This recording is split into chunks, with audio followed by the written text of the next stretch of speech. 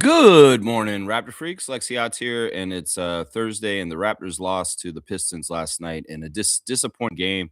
It was a wire-to-wire win for Detroit, and well, there was a little bit of a wake-up call for the Toronto Raptors about levels in this league as far as compete. And I like how Jack put it during the game. It's like different teams crawl, walk, run, and then hyper run. And this is kind of a hyper running team. Detroit's at a very high level right now.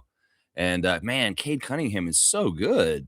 So, yeah, it was an interesting game. In some ways, very disappointing, but also this is the kind of test these guys need to get around now. Better now than closer or in the playoffs because they can kind of orient themselves and see this is what it takes. This is what these teams are going to be like when we play in the playoffs. It's going to be a whole other level of competition. And if you're lackadaisical, if you don't go for it, if you don't match their energy, if you don't do the things that you need to do to make your team do well, you will lose. You will lose. Oh yeah. And there's a lot to winning in the NBA. It's not as simple as nephews and casuals think. And there's a lot to it. There's a lot to it. We can be all doomsday and chicken little and get all upset like some Raptors fans do after losses. Raptors Nation can get toxic after games, but we're gonna have a mature approach and look at it for what it is. So what if Beef Stew and Jalen Durham were out? So what if Jakob came back? So what? This is still a team against a team and a scheme against a scheme. And Brandon even kind of uh, said this the day before in the practice. It's like they're gonna try and figure out how to beat the Raptors. And well, they had an idea how to beat the Raptors, and they executed how to beat the Raptors, and they won against the Raptors. In some ways, we had to learn what they would do. Jakob was interesting after the game. He said in his press conference after the game that there are things we could have done to them to exploit their defense, but we were not doing them. So there is definitely gold to be mined still in a matchup against the Pistons in ways where we could be more successful. It's just that we didn't execute that and we didn't match their physicality and their energy. And they were the aggressive team and pushed us around and they won. So yeah, it's tough, man. They're a good combination of toughness and physicality and coming at you and knocking you off your spots with excellent execution on offense. And after seeing the Pistons last night, okay, I have to respect them. I was saying a couple days ago, I ain't seen them. I don't know how they are. Well, I seen them now, and I respect them. And they are the best team in the East. In some ways, I can see where they're better than Boston and New York. I can see where they're better than them. But yeah, they're nasty. They are nasty. And I want to beat them next time we play them. And hopefully we learn from the game last night. It's too bad we have to go in the All-Star break with an L. But we got so many guys going to the All-Star break. It's a W. So yeah, we'll do the stars of the game and all the other stuff on the channel. If you guys want to call me, the phone line will be open today. Reaction to the game today. So yeah, I got the comments still from the other stream. Let me go get them real quick. Trevor J's words of wisdom this morning. The hardest test in life is patience, to wait for the right moment and it will come. There you go. Yeah, waiting and patience is actually a real, not just a virtue, it's a skill. It's a skill. Timing can be very, very crucial and very important. You go too soon, you go too late, you don't get the right result. You got to go in the sweet spot, the right time, and you got to realize when it is. Yeah, this is something that isn't always an exact science. Sometimes it has to do with feeling. I feel like this might be the right time to do it. Sometimes you got to trust your instinct on when to go for it, because it may be not the right time. It may be the right time. It may not be. It may be that if it isn't the right time, that is predestined to be the right outcome, that it won't happen. The one thing I would always say, success or failure, is that your path is your ordained path. And even if it seems like something you missed out on, you had a missed opportunity or you messed up, that's the way it's supposed to be. And you got to, instead of getting upset and get mad at yourself and having regrets, go ahead and accept the moment as it happens and understand that it's not the end of the world, hopefully. And you can go forward with the information you learn from not possibly being successful, and you go forward with that new information, just like the Raptors against the Pistons last night. So I would say that I think a lot of people have stress and regret and upsetness because they feel like they regret something that didn't go right. Maybe that was God's plan all along, that that wasn't supposed to go right. And because it didn't go right, it actually saved you some trouble. Maybe that could very well be it. Trevor's saying this: the Raptors got a playoff run last night with the Pistons, hard nosed and physical basketball, no answer for it. Yeah, this Pistons basketball is playoff basketball, young Raptors. What you saw last night is what you can expect in the postseason. And thank you, Detroit, for giving us a taste halfway through the month of February, 2.5 months before the postseason starts. Thank you.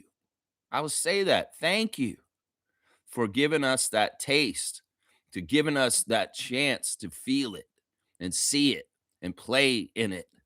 Thank you, Detroit. That's what I would say this morning.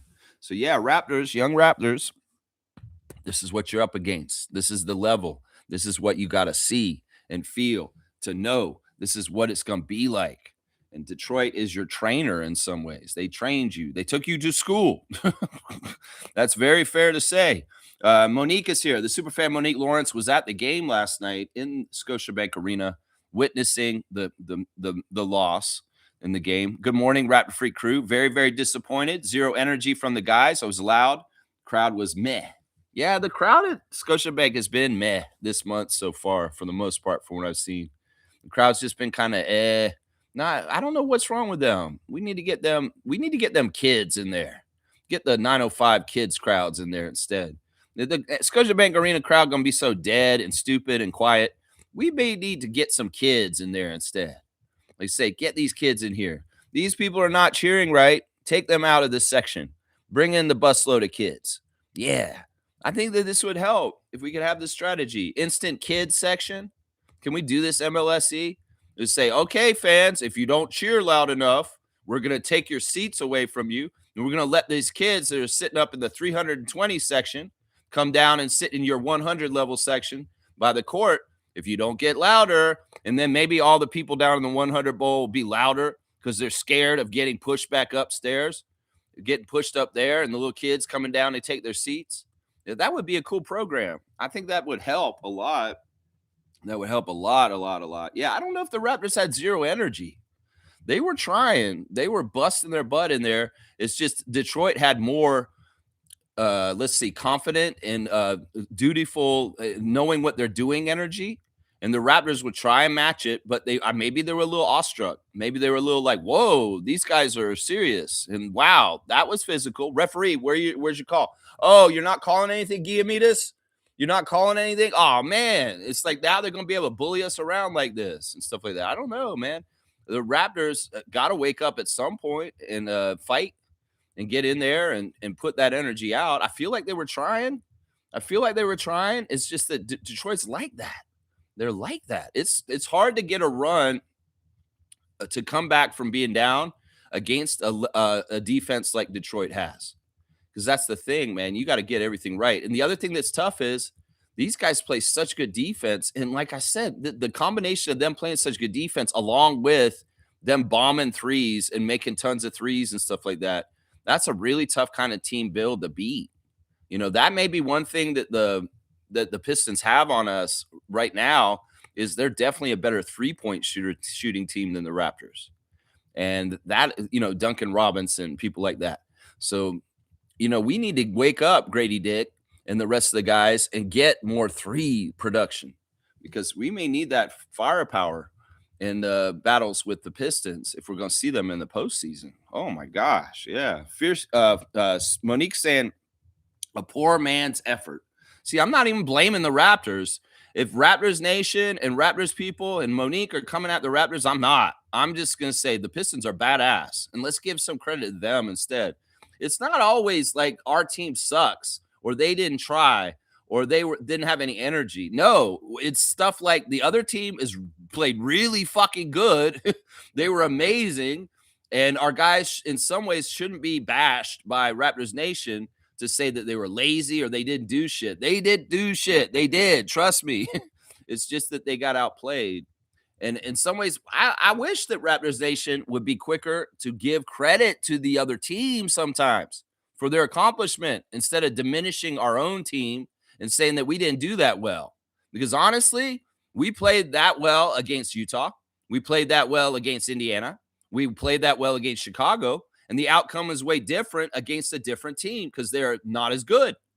And this is the big problem here is that's why the Raptors need to see the levels it takes against the absolute top teams in the league. And Detroit is one of them. In fact, they're ranked number 2 in the power rankings this morning, right behind Oklahoma City on the ESPN, new ESPN power rankings. Raptors are 11th.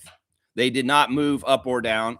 They stayed right at 11. And this is what Zach Cram had to say about the Raptors this morning in the ESPN power rankings. The Raptors are just 11-15 against teams with winning records, which is the worst since such record for any team in the top 6 in either conference standings. But they've continued to take care of business against the teams they should beat, including blowout wins against the Bulls and the Pacers over the past week. And they are 21-7 against teams with losing records. See, in some ways, that tells me right there that in the stratification of the NBA, we are taking care of business against the bad teams. So we are better than them, but the really good teams we're not better than yet. And that's why we're not beating them yet. That we are a rebuilding team that's a couple of years into the rebuild. And there's levels we still got to achieve and get higher to. And this is the thing. Some people will say, well, we need new personnel to get those new levels. I don't believe that. I think that we're a young core and these guys are getting better every year. I think that Brandon Ingram's going to get better as a Raptor going forward because he has that mission.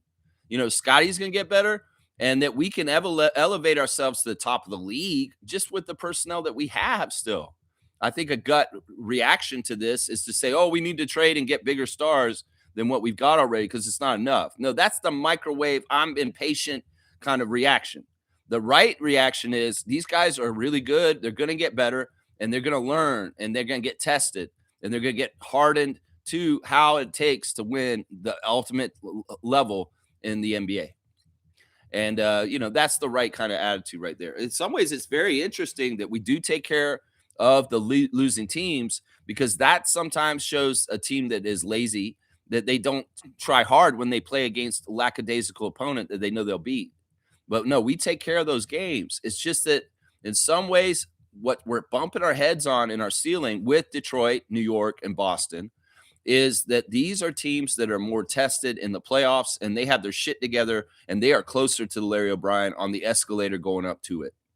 And well, when Scotty and Brandon and RJ and Emmanuel and all the rest of the Raptors get another summer, some playoff experience under their belts, and another summer of personal development, they will be even better next year. And we will be among the top teams in the East once again. And we'll hopefully be beating the top teams better next year. We could start beating them better by the end of the season still. This journey through the season is a season to improve your team. And who knows? We could get a rest over the All-Star break. Jakob is back. Continued integration of Trace Jackson-Davis and getting more from the young guys like Colin and other guys just getting better through the season. Who knows? Jacoby Walter could have a leap in the last half of the season and be very contributing to us. Maybe Grady will wake up and play at the level he's supposed to very, very soon. So, yeah, you know, there's a lot of things that could happen. And once again, to get better in the NBA doesn't mean just go get a top superstar and add him to your team like Cleveland did with James Harden. No, continue to develop from within with your own players, and they will show you the stuff, especially when you have a great young core that is a learned young core that wants to learn. We're going to get there, guys. We're going to get there someday. Trust me. We're going to get there. Super fans saying 3-point shooting woes and turnovers, etc. Yeah, the turnovers are the big thing that we could say is a problem, but is that symptomatic of Detroit's great defense or us being careless? It's tough to say. You know, they come in and they knock you off your spot. You're a little jarred and maybe you're a little bit more easy for the pickings. And, you know, they definitely had a very, very intense defense last night. Yeah. Superfan saying you're right about tough lessons because winning takes way more. Don't get me wrong. I'm happy Yak is back. Yeah, very, very happy that Jakob Poeltl was back last night. I think that he was okay. As Darko said after the game, there's return to play and then there's return to performance. And this was return to play. This was not the total solid Jakob Poeltl that at his highest level. This is him just getting his legs under him and getting back on the court for the first time in a while. And well, he's got to get going. And he said after the game, he's not taking All-Star break off. He is going to be working at OVO Center the whole time while everybody's off, putting in the work and continuing to keep himself ready so that when we come back from the break in Chicago against the Bulls, the first game after All-Star, he's going to be playing. And they mapped it out in the broadcast last night, Matt Devlin and Jack, talking about how the games are spread out for the rest of February for the most part, except for a back-to-back at home against San Antonio and Oklahoma City, that they will be able to rest and do things with Jakob and his back to hopefully give him ease and comfort to get through the rest of the month and not miss many games. It could be that he misses one of those games between the Spurs and the Thunder, though. So, that's a good sign. There's return to play, and then there's return to performance. And his return to performance, we'll have to see how that goes after the All-Star break. Yeah, Mo's saying catch up with Randy after the game. Loves filling in. That's awesome. So Monique saw Randy Urban at the basketball game last night. And Randy Urban, of course, has been pitch hitting for the 905 on their broadcast as the play-by-play announcer in the absence of Ben Schulman. And I'm not even sure where Ben is. I'm guessing Ben might be at the Winter Olympics doing some work there. That seems like where everybody kind of in the broadcasting world has gone off to is Italy to be involved in the Winter Olympics and covering that. So I'm guessing that's where Ben Schulman is, unless he's somewhere like down south at spring training with the Blue Jays or something. But yeah, he hadn't been around, and Randy's been filling in for him, and that's been fantastic. Of course, Randy was an employee of MLSE up until like last year when they let him go as like kind of layoffs, maybe a part of the Rogers layoffs, but they got his number still, and they had him coming in for 905. And yeah, he's done a good job on 905. I'm sure he enjoyed all the love from the RFF in the Yahoo chat that he saw on Saturday on Sunday when we were in there talking it up, saying, wow, I'm so glad to hear Randy. And, because that's the thing, man. These people may not hear all that stuff from the fans and think like, well, does anybody miss me? Raptors tonight. Does anybody miss Randy Urban? And like, yeah, we do, Randy. We miss your show at the Real Sports with Alvin and Leo and Jack and all them. We miss that show. We miss you guys talking with your mouths full of food and being goofy and letting people shoot shots on a goal to get Raptors apparel. We miss that show, Randy. We do. Yeah. All right. Yeah. Let's keep going in the chat. Let's see. Mo saying morning to Raptor Freak crew. I love it. Mr. Quasimodo, good morning to you, sir. He's saying Cade was unstoppable.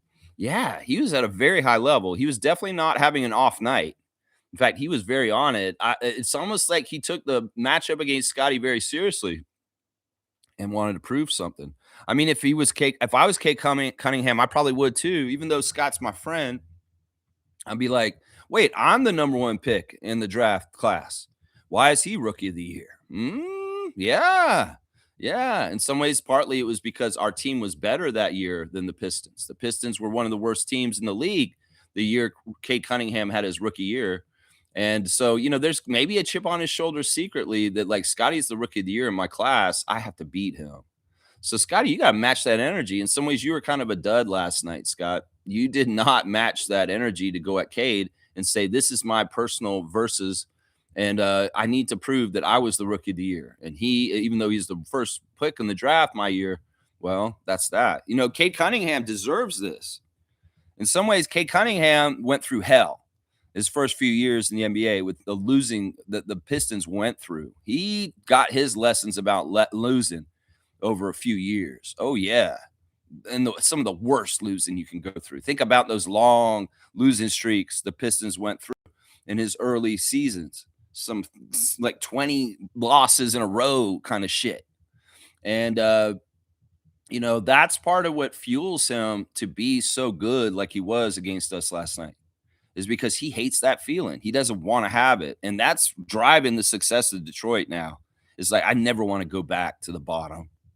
I never ever want to lose 3 times more than I win, you know, like they did. So in some ways, that is a fresh reminder. It's kind of like what keeps me out of jail. It's like, no, you don't want to go to jail, Lex. Don't pick up any alcohol. You'll go to jail. Well, I don't want to lose anymore. Kate Cunningham saying, I don't want to lose anymore. I gotta beat people's asses. And that's what fuels his fire. I'm telling you right now, that would fuel my fire if I had to play on the Pistons a couple of those years that he had to play on them. Because it was pretty bad for in that city for a while, right? Right. But Raptors forever. That's right. Reed too. Yeah, that was a surprising thing. Who would have put that on their bingo sheet? That Paul Reed was going to be the one kicking the Raptors' butt right from the start and looking like a badass. It's almost like the Pistons got help from the suspensions. Hello, you guys are suspended. Sorry, Duran. Sorry, Beef Stew. Well, Paul Reed's going to be in the starting lineup, and he's going to come out and have like a perfect game. He looked like David Robinson out there at times with some of the crazy shots he was shooting with his long lanky body and being almost perfect from the field, man. Yeah, the combination of Cunningham and Reed playing at such a high level, their two positions absolutely destroyed the Raptors last night. It's not like the Pistons had a lot of different scores. I mean, they had a good balance overall, and a lot of people contributing, but there were only 4 guys in double digits for the Pistons last night in scoring.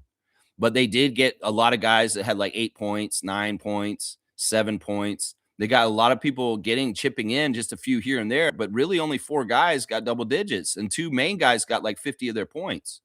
And that was Cade and Paul Reed, which was very interesting. Yeah, Quasimodo saying it would have been a hard win even in the most ideal situations.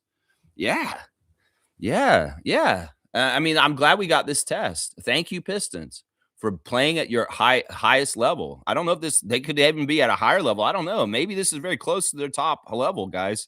I mean, they're different if they have Stu and Duran. Obviously, that's a whole other dimension of physicality and toughness and problems. Yeah, but yeah, they played at a very high level. This may have been one of their better games this year, too, guys. We may need to realize that they may have played one of their highest levels this year, and that's why we really saw the best version of the Pistons last night. Danny, the electrician's back in the chat. Good morning, Danny. I hope you're doing very, very well this morning. You're speaking facts. I got laid off from my job 2 weeks ago, and zero stress because I know I'll probably end up in a better situation. Yeah, the words of wisdom are ringing true for Danny, the electrician. That's true, man. Like, especially if you're in a toxic situation with your work and you're kind of like, this sucks, but I'm going to see it through because I need to, have an income.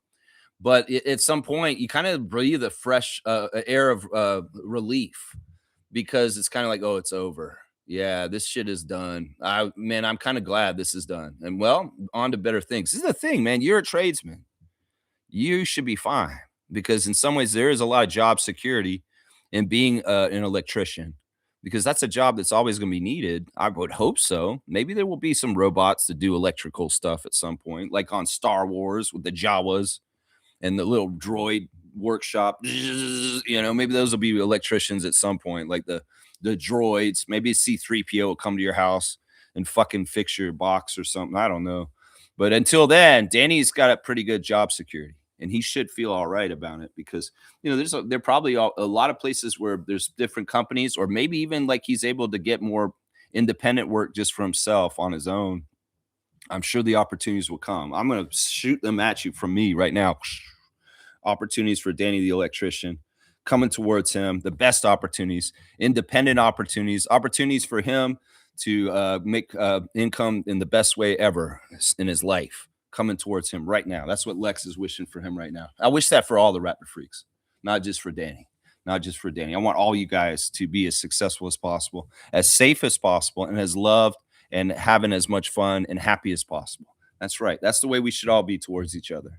That's right. Jimmy's saying this. Can't let your top scorers in RJ and BI get 6 and 7 field goal attempts. This is on Darko. Got to get your guys involved.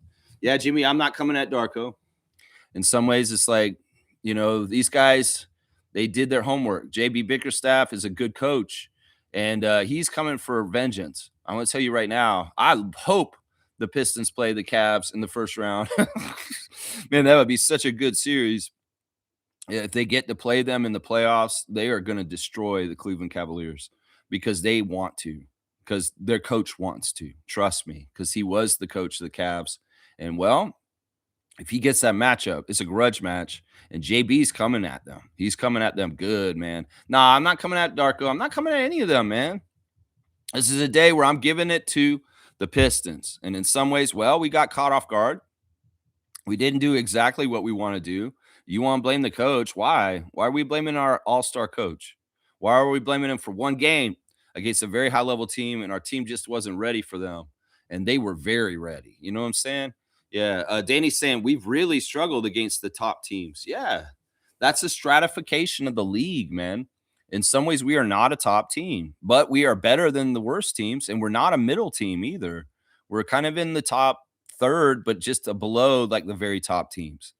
We could look at it different ways. We've lost to the Eastern teams that are top teams consistently, but we've beaten some Western teams that are top teams. I mean, we did beat the Thunder on their home court, the defending champions. So it's a mixed bag. Is it like, some nights you're going to catch teams on easy nights or hard nights. And it's going to be depending on what goes on there. Some nights you're not going to have it. Some nights you're going to really have it. So it fluctuates and goes up and down. And, you want to keep a consistent level of compete and winning. And it's tough because it's a long, arduous schedule. There's a lot of travel. There's a lot of all kinds of stuff. And to keep upbeat and keep the energy right and keep the right way for all 82 games of the season is a very, very difficult time. But I think the Raptors, they're in a good place mentally and everything. And things are really good. It's just that this was a test. And they all kind of framed this game as being like this before. In some ways, we knew we might have a very good chance to lose this game, guys. And it's not that we have loser mentality. It's just that in some ways, this is how it's been for the Pistons. And, going into it, our opportunity to win, sure, if we'd had an opportunity to win, we would have tried to get it and go get it. But also, this was an opportunity to learn. And that's the most important thing right here with the rebuilding young core that's very talented, that is winning already, is that you got to learn. You got to learn the different levels. And we learned another level last night. And once again, it's much better. Learn this level now than learn this level in the first round and not see this kind of level of stuff until then. All right, Stargate's on the phone with me this morning. Good morning, Stargate. Good morning. Can you hear me okay? Yeah, I hear you all right. Let me make sure I got my volume all the way up. Yeah, I think I do. All right. Okay, perfect. All right, man. Yeah, I just called to, I share your sentiments here that, I know that we are all Raptor fans and, we want to always believe that, our opponent, we are just as good as our opponent or better than every opponent that we face.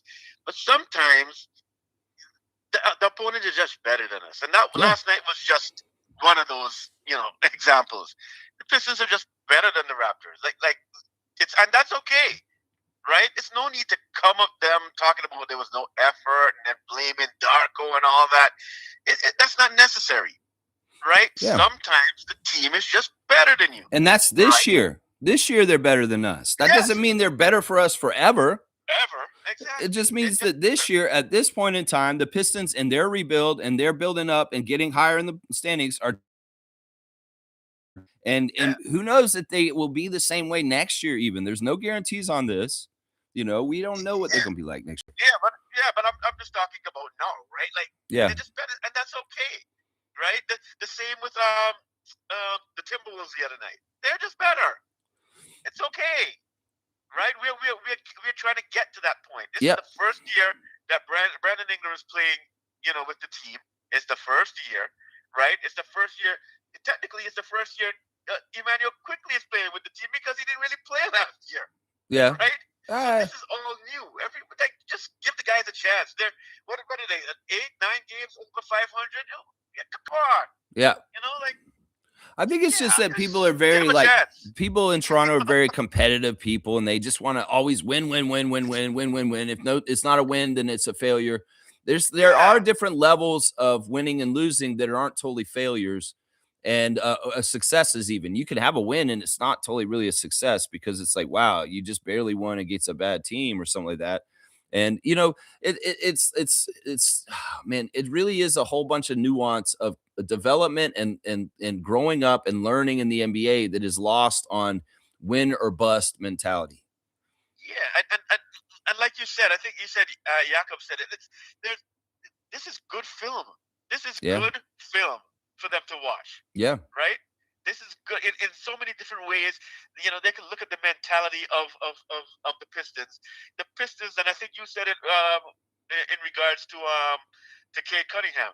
They're not satisfied. They're the best team in the East, right? They're playing really really well, but you can see the way they play. They're not satisfied. yeah, The Raptors have to get to that point, right? yeah, And sometimes I think the Raptors play a little satisfied. They know that they're a better team than last year. They have a good record, and sometimes they play a little satisfied, right? They got to play with that chip. That I'm not satisfied. This is yeah. not good enough, Yeah, that's right? definitely And energy that's around the Pistons team. There's definitely a chip energy around their team as far as we have chips on our shoulder and we have things to prove. For yeah, sure. For sure. yeah. So and the Raptors are going to get there. Just give Yeah, me a I would chance. say this just real quick, just to interject. Yeah, If it were other young teams around the league, I wouldn't have as much confidence that these kind of games sink in and get through to the players. But with our team, because they are very intelligent, they're yeah, hardworking, and they really are making adjustments and get better faster.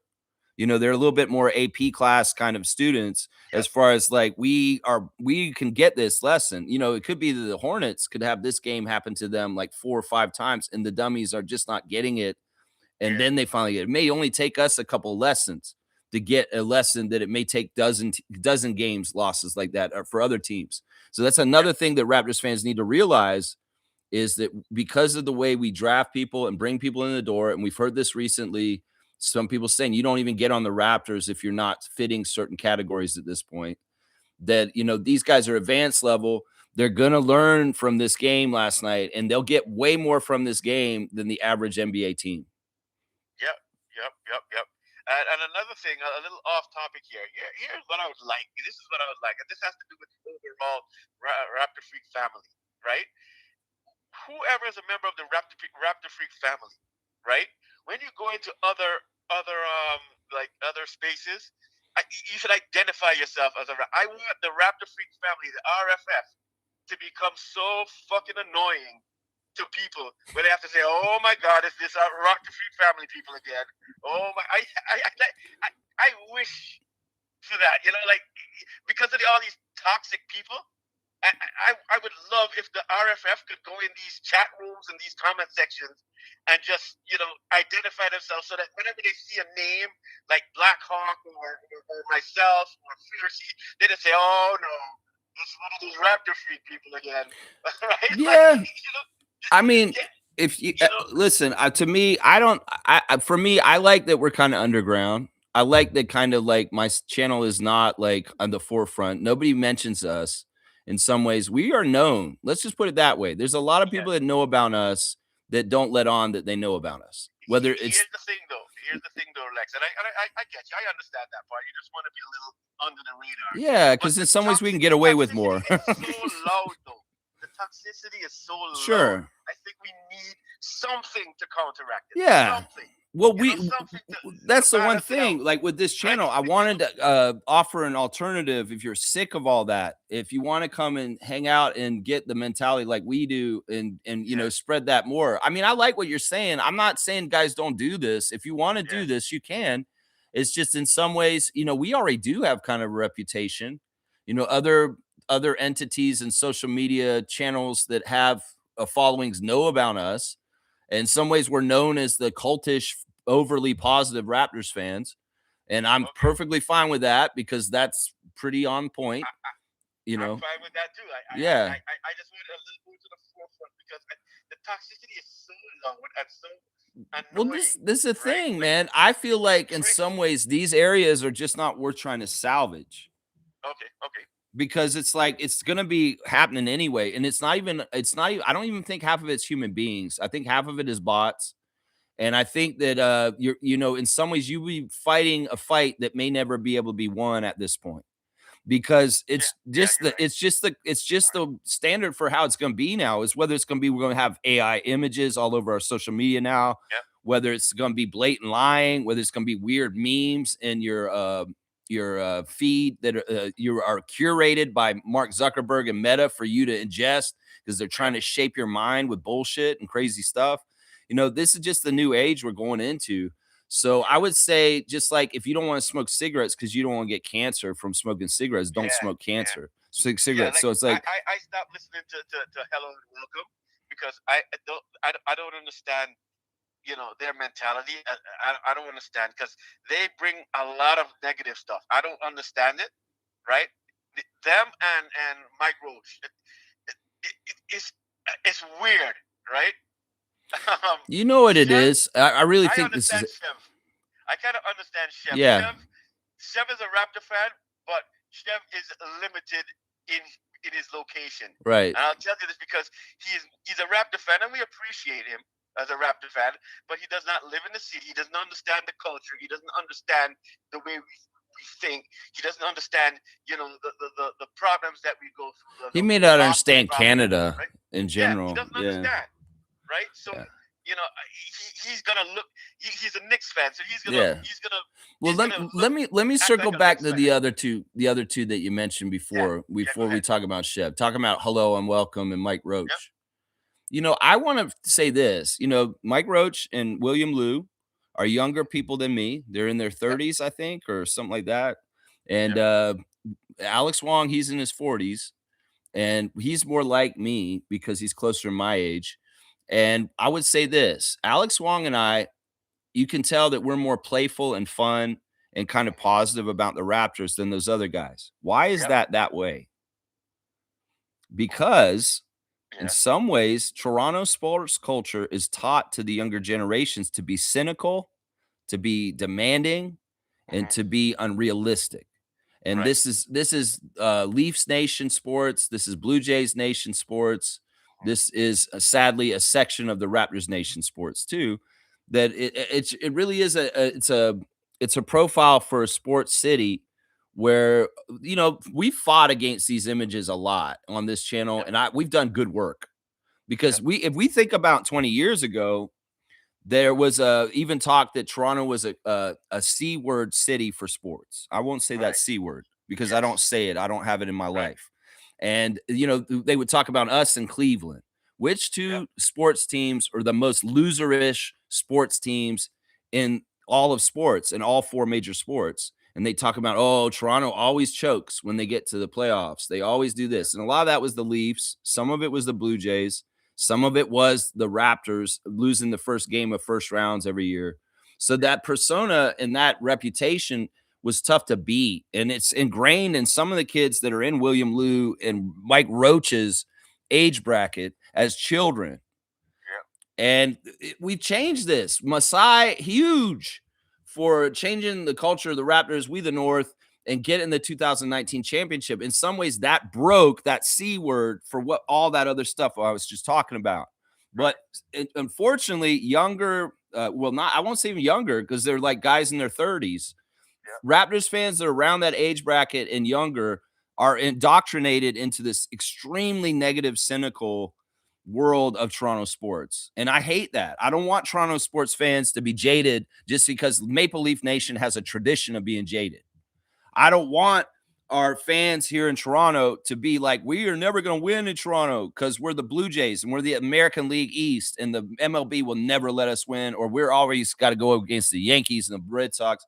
All this kind of doomsday, cynical, negative ninny kind of shit does not exist in Raptors Nation. And part of that is because of beacons of light like our channel and the Raptor Freak family, Right. because we changed the psychology to an extent. We allowed a little space for people to actually say, you know what, I'm proud of my team, I'm positive Right. about my team, and I'm rooting for my team in a healthy way and not in a toxic way. Yep. Yep. So that the work is slow, and it may not, I'm just happy we have this corner in Raptors Nation at this point, and that Mhm. people find us and they can be a part of this. That's great, because it's much more fun to be a fun, positive fan than a worried, some negative, cynical, always down, looking at the worst side of things fan.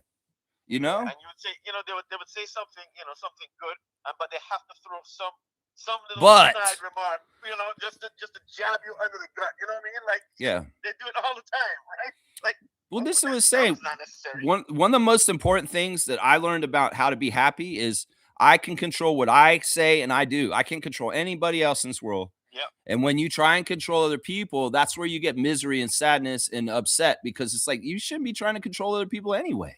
Like, who the Right. fuck are we anyway? So, if people are going to act out of pocket and be crazy, we can be like, yeah, that's a bad example. I ain't with you on that. And you live your life. I feel bad for you. How about that? you Yeah. know, Yeah. because, But I mean, before I go, I urge the Raptor Freak family to just stay positive yeah, about the team. We have a good team this year. We have a for good sure. team. They're not the best team. There are teams that are better than the Raptors, but we have a good team. Yep. We're over 500. What? 9 games, 8 games over 500. Yep. That's a good record, guys. Like, And we're going to keep going. Yeah, just keep going. Let them keep Yep. going. With all the deficiencies that the Raptors have, look at where we are.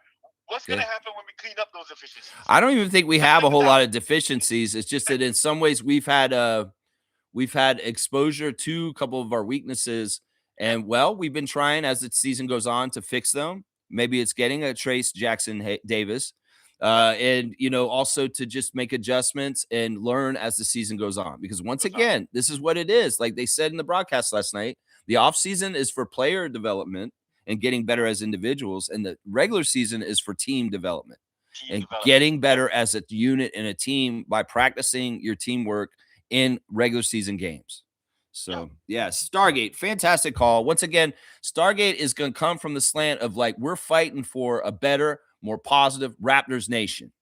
And I like that. I like that so much. You are a fighter for that, and I appreciate you for that. And I would say any of the Raptor freaks, if you do want to go in there and say, I'm RFF and we ain't playing this because I'm a positive Raptors fan and I will come at you in certain ways, you go ahead. If you want to do that, it's up to you. But in some ways, hey, as long as we're given an alternative to the misery of the other people and what they are giving for the Raptors nation, as long as we're given that alternative, that's the good thing right there. That's the good thing. Yeah. All right, Stargate. I'm going to say bless.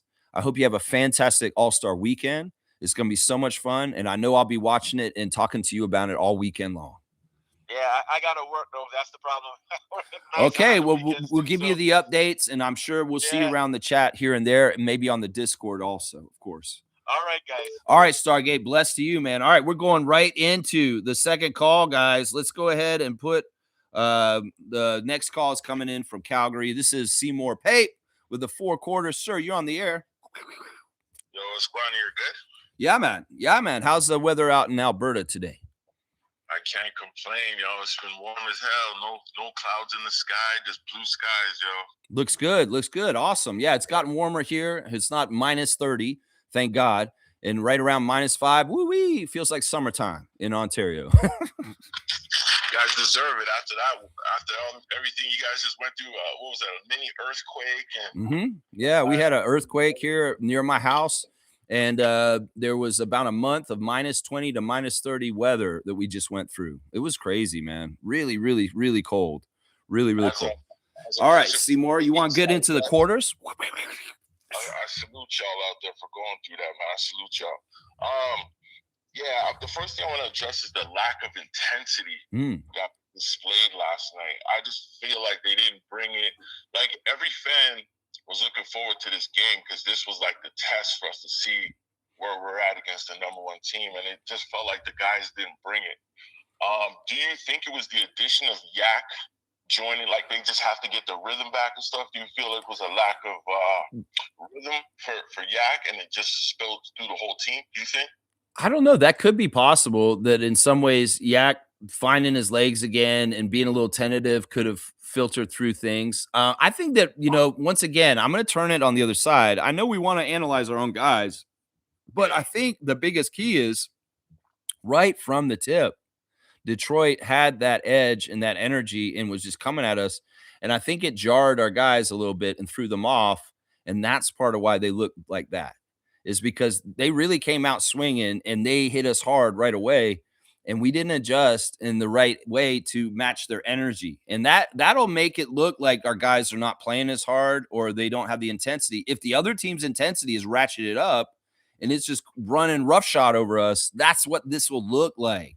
It could very well be they were coming with the same energy that they had against Chicago and Indiana recently. But this team, you can't have that level. You have to have a whole other level. And I think that's what happened last night. It could be related to Jakob, though. I could say that. Yeah, because is he healthy? Is he like, he's not 100% for sure. Somebody was saying in the comments on Discord last night, it looked like Yak can't jump right now. You see? Okay. Yeah. Okay, yeah.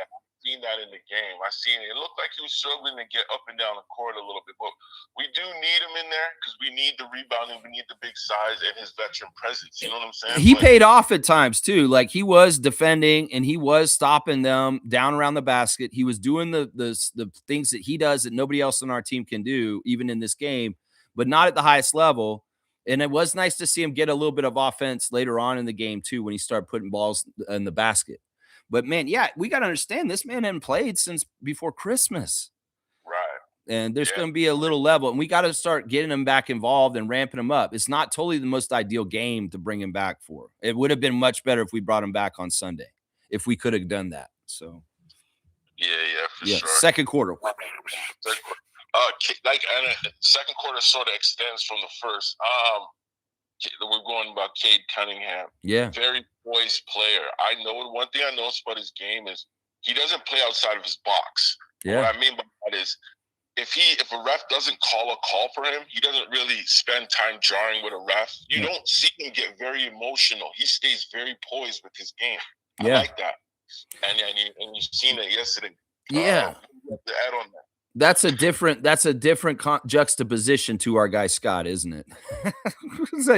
it's like night and day. You're talking about a guy who's kind of more like a great Pistons legend, Joe Dumars, and Cade Cunningham, a guy who never kind of talked on the court at all, just went about his business. They called him a silent killer because Joe Dumars would be out there doing it to people, and he wouldn't say a single word. He would be so professional and just kind of doing it. So maybe in some ways Cunningham has shades of the great legend Joe Dumars in the Pistons franchise as far as being like that. No, I admire that so much too, because in some ways you can see where like that leads to a certain kind of consistency. And also like, who knows, maybe the refs are like, this dude doesn't ever complain. You know what? I feel like giving him more calls. Yeah, for sure. Will definitely benefit his game because, like, okay, like even if you were to compare him to a guy like Luka, right? Luka complains a lot. Like, there's times you don't even see him run back on defense. Yeah. And guys right now. And we got to think about how Cade is the leader, and in some ways he sets the tone by being that way and doing that, and that makes it very businesslike and very focused on what they're supposed to be doing. Yeah, I mean, big ups to Cade Cunningham. I've always known that he was a very good player, but last night took it to a whole other level of respect for me, for him, and how he handled that game last night. He was absolutely the number one star on the court last night. Yeah. All right, third quarter. What's your evaluation on what you guys call him? TJD or whatever? I just call him Trace. Trace. Yeah. TJD, Trace Jackson Davis, the son of Dale Davis from Indiana University and the Golden State Warriors just recently. Which Dale Davis? I thought you were talking about the one that paid for the Pacers? Yeah. Say word, that's his son? Yeah. Yeah, you didn't realize that? Yeah, you remember the two Davises. We had one of them. Antonio was the lighter-skinned guy, and then the darker-skinned Dale Davis is the father of Trace. I didn't know that, Dan. That's crazy. Yeah, so he has that rebounding DNA in him, right? Because we remember what kind of player Dale Davis was on the Pacers. He used to go get the rebounds. Yeah, he never smiled. I never seen that man smile once. That man was always on a mission. For sure. Yeah, and he was a big time player. Like he was on those Reggie Miller teams with Rick Smits and Travis Best and those guys. Yeah. Dale Davis. That's what I'm saying. This guy has a pedigree. TJD. He has a pedigree. So can't leave Chris Mullin's name out of that. Yeah, he was there for a hot second, wasn't he? Why don't you just say Austin Crosshair while you're doing it? Get in there, Mark Jackson, of course. Yeah. deadlift. So what do you evaluate Trace's game though after 2? I know it's only 2 games, but how do you evaluate him from the second game now? Well, when I do the box score, I'll go in more fine tuning on him. I mean, his minutes were weird last night. He kind of was he was in the second and the fourth, and not for very long. It didn't seem like he was out there enough to make a huge impact for the Raptors. In some ways, I think that was because Darko knew this test was tougher, and he didn't want to have as much of a guy who's just learning still coming in just a week ago out there too much. But he did get him out there for a bit of the time. I think that the game to gauge him by against the Pacers is better right now. But when we do the box score, I'll go over him more fine-tuned with his stats because I don't know him off the top of my head. But yeah. Okay. All right, fourth quarter. Do you notice something with our team, like based on play? And what I mean is, when they come out for games, you see them smiling, they're having fun, they're dancing before a game. Their rhythm is there in the game. I like to see them having fun out there more than them just being locked in.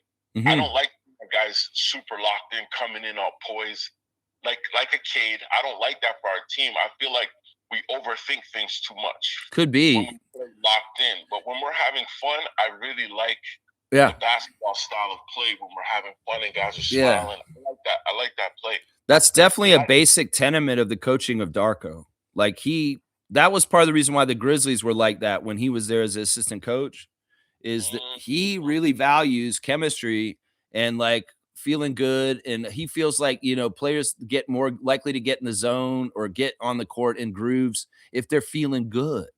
So it's like, the other thing too about what you're saying is if you're the other way, you could get stressed out and maybe a bit too rigid and too kind of like, and you're a little locked up on the court all of a sudden because you were too wound up coming in the game. So being loose is really important to Darko as a strategy because he understands guys that are happy, guys that are loose. And so as we know, we play ball. When you're feeling good, you're feeling good. Yeah, for sure. Like, the type of players we have too. Like, I would throw BI out of the mix because BI is a guy, he's a killer in my eyes. That's a poised player. Yeah. He comes in locked in. But for Scotty, I don't want Scotty to be too locked in. I want Scotty to go out there and have fun. Scotty, do you, be you, and play your game because your game is more showtime. He does better when he's having fun, and you can see it. Grady's that type of guy too. Yeah. I think if Grady locks in, he overthinks too much. He missed 1-2 shot, and you'll see a pattern. I think when he's smiling, having fun, and you see him doing some crazy layups, and he's having fun. That's the Grady I want to see. I want to see these guys smiling and having fun. Yeah, I mean, there's got to be a tough balance to find there because you have to respect the intensity and the seriousness of the game, but also have the looseness to be able to thrive and feel good and get your feel and your touch on what you're trying to do out there also. I mean, that's a tough balance, and that may be one of the biggest struggles that Grady Dick's going through this season is the balance of like the stress and the overthinking of, especially when you've been struggling and then having fun within that. But also you can't have too much casual fun because if you're lackadaisical, it can cause turnovers, or maybe you're just like, you seem like aloof and you're like, he doesn't care. He's just having fun out there. He should care more. There's a balance here. You can't be totally like, I'm just not giving a fuck. And I'm just out here. Woo, I'm going to kick the ball. I'm going to spin it on my finger like a Harlem Globetrotter. You can't do that, but you have to have also the respect for the game and coming in there and saying, this is my opponent. This is the game. This is the NBA. This is a high level. And I have to come in here. It's got to be a tough balance. And Grady has probably been really struggling trying to strike that balance in the right way on both sides. So some games I could see him come out there and you're exactly right. He doesn't seem like he's happy. He doesn't seem smiling and he's tightened up and his game will suffer for that. And when he's a little bit more loose and maybe a little bit more like, hey, and smiley, sometimes the more interesting things happen for him offensively, Yeah. Sure. I totally see that too. You want an overtime? Yeah, I might get a double overtime. Whoa. All right. Okay. Double overtime. Let's go. Overtime number one. Do you agree with the 7-game suspension for Beef Stew, or do you think they were lenient on him? What do you think on this? I think it's about right. I think that it's interesting because they're trying to compare it to Ben Wallace from the Malice in the Palace. Because Ben Wallace got 6 games for the Malice in the Palace, and Beef Stew got 7. And they're trying to say, oh, that's so much worse. I mean, Ben Wallace wasn't really the primary guy in the thing that happened in the Mouse and Palace either. It was more Ron Artest and Jermaine O'Neal and Steven Jackson, and then Ben Wallace, even though Ben Wallace was involved and he did swing on some people. Yeah, it's a thing where, like, once again, Beef Stew's getting punished for his reputation and his already accumulated problems. And that's a big part of it right there. I thought the punishments were fair. 4 for each of the Hornets, and then 3 for Duran, and 7 for Beef Stew. So the Pistons are missing 10 games, and the Hornets are only missing 8. And Duran's only missing 3 himself, which is kind of good. In some ways, Duran was kind of the one that was, I mean, even though he's kind of the instigator of the whole fucking thing, honestly.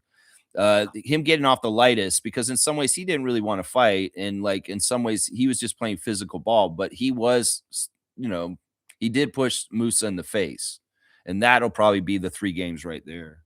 So no, I thought the suspensions were pretty fair. Some people were trying, I mean, I said it myself, don't be surprised if Beast Stew gets suspended for the whole rest of the year, but I guess they're not doing that to them, because that would have been mean to like the Pistons, especially with how well they've done this year. That would be bad if they took Beef Stew from them for the whole year. That would have been crazy. Gotten a double-digit game suspension. I think 7's too light.